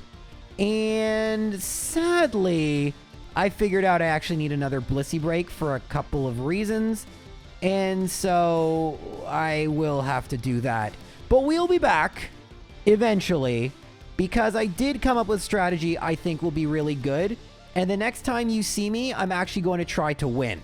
55 in-game hours. That's gotta be a record. And I like this Wheezing lead. So we're going to do that. Wheezing's going to be our lead. It's going to take out Pikachu. Okay, so here is the play. I'm going to fast forward or even just do a jump edit, but we're going to need something very specific to happen at the end. And if it doesn't, we've wasted like several minutes. What do we need to have happen? We need the final Pokemon to knock out Snorlax. And you can see just how, if you can slow it down for a sec, Shaman, how slowly the HP whittles down. Without numbers, I have no way of knowing if it has 25 HP or 3 HP. And this is very stressful because I do know from my battles what should happen. But here we go. I'm thinking it's at the end. I need Mew to tank the final hit. If we get it, we win. Are you kidding me? Are you kidding me? All right, well, that's what I need to have happen, and that takes literally 8 minutes, and that's with tons of speed up. I'm not exaggerating when I said this would take 45 minutes. We can speed things up significantly when it comes to Snorlax using moves. I mean, you can see this kind of play out in real time with some interesting tools. We can actually, you know what I'm going to do? I'm just going to test something really quickly. So do we outspeed? Okay, we outspeed Espeon. That's what I wanted to test. And now I actually want to test, does Fortress one-shot Venusaur? This is actually really important. This is super duper Bo Booper Parshmooper Sheldon Cooper important. Do we tank a Surf? The answer is no. I don't know why. Okay, so that's actually a bad order. I hadn't made it that deeply, so we're going to have to rethink that. But we're on the right... Actually, this is actually what I should do right now. I should, now that I'm at the right level, that changes some strategies around. And I just have to kind of guess and check. So I'll let you know. I'll keep doing that off screen. And we'll pick things back up when I'm actually trying to win again. Which actually, I guess, is right now. I'm trying to win in this battle right here. All right, we're in stressful time because Mew actually may not have enough HP. Mew has worse defense and so more struggle recoil, which means quicker. But now no crit and I think we win. No! I didn't know how much HP it had and now I need it to survive, but it doesn't matter. So if Rocky is out, okay, this theoretically could work, but I don't think it does. There's a reason we need Mew here. So yeah, that's the biggest reason. And now out comes Venusaur, and I can try to stall, but yeah, unfortunately Fortress didn't one-shot it, and Mew doesn't one-shot Charizard. Okay. All right, we're starting. We're so close, guys. We're so close. You have no idea. I've never gotten this kind of awful luck before with crits. Like, it's just insane.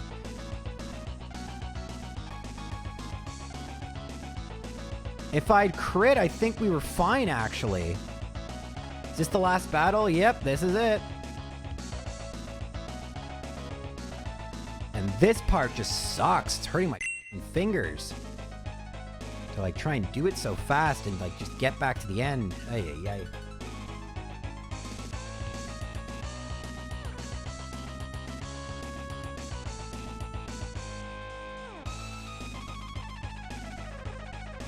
Leveling up would make Snorlax die slower. Yes. But I just want to win. I don't care if it's fast or slow. I just want to win.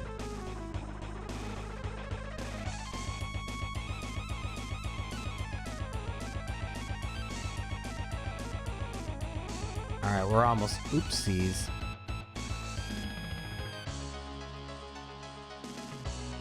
All right, are we ready? I think we're ready here. Nope. Next one. Nope. Next one. There we are.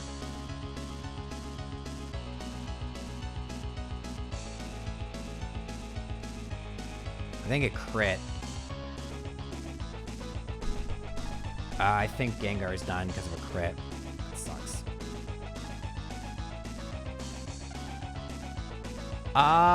This would rank pretty high, actually. I actually say this is number 1 right now. I know I'm taking it pretty well, which is surprising because I'm hungry and on a time crunch. Why not let Rocky get 2 struggle in a row? How would I keep Rocky in? The only move it has is Explosion. Like, sure, that would be great. That's why this challenge sucks. I can't do that because all Rocky can do is explode.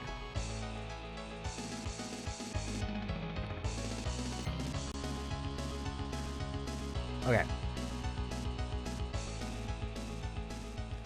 Well, I'd really like this to be over. And I've already done like 12 minutes of the voiceover, but I only did the first stream. Like, keep that in mind, guys. I did the first stream, so I haven't even gotten the Lucky Egg in the voiceover yet. I have to talk about getting Lucky Egg.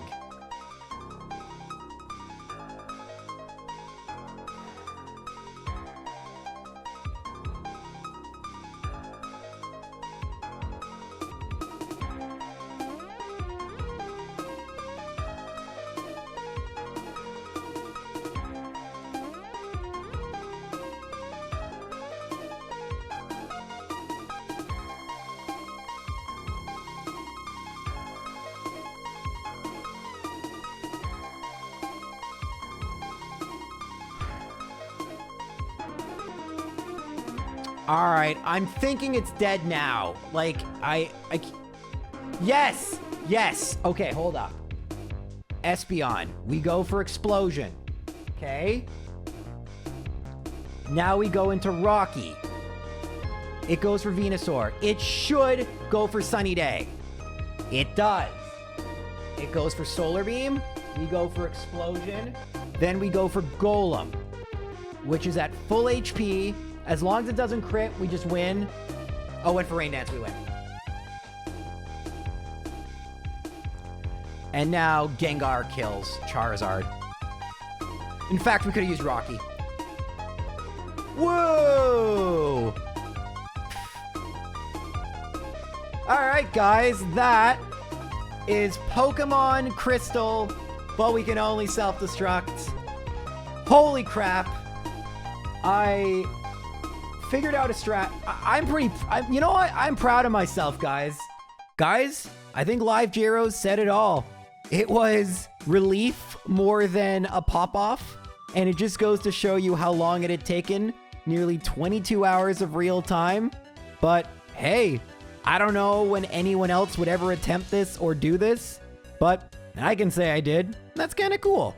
Thank you guys so much for watching. Thank you, Shaman, for editing this. Oh my god, you're a hero. Thank you, everyone who watched all of this. You're also heroes. And I'll see you all very soon in the next new video. Take care.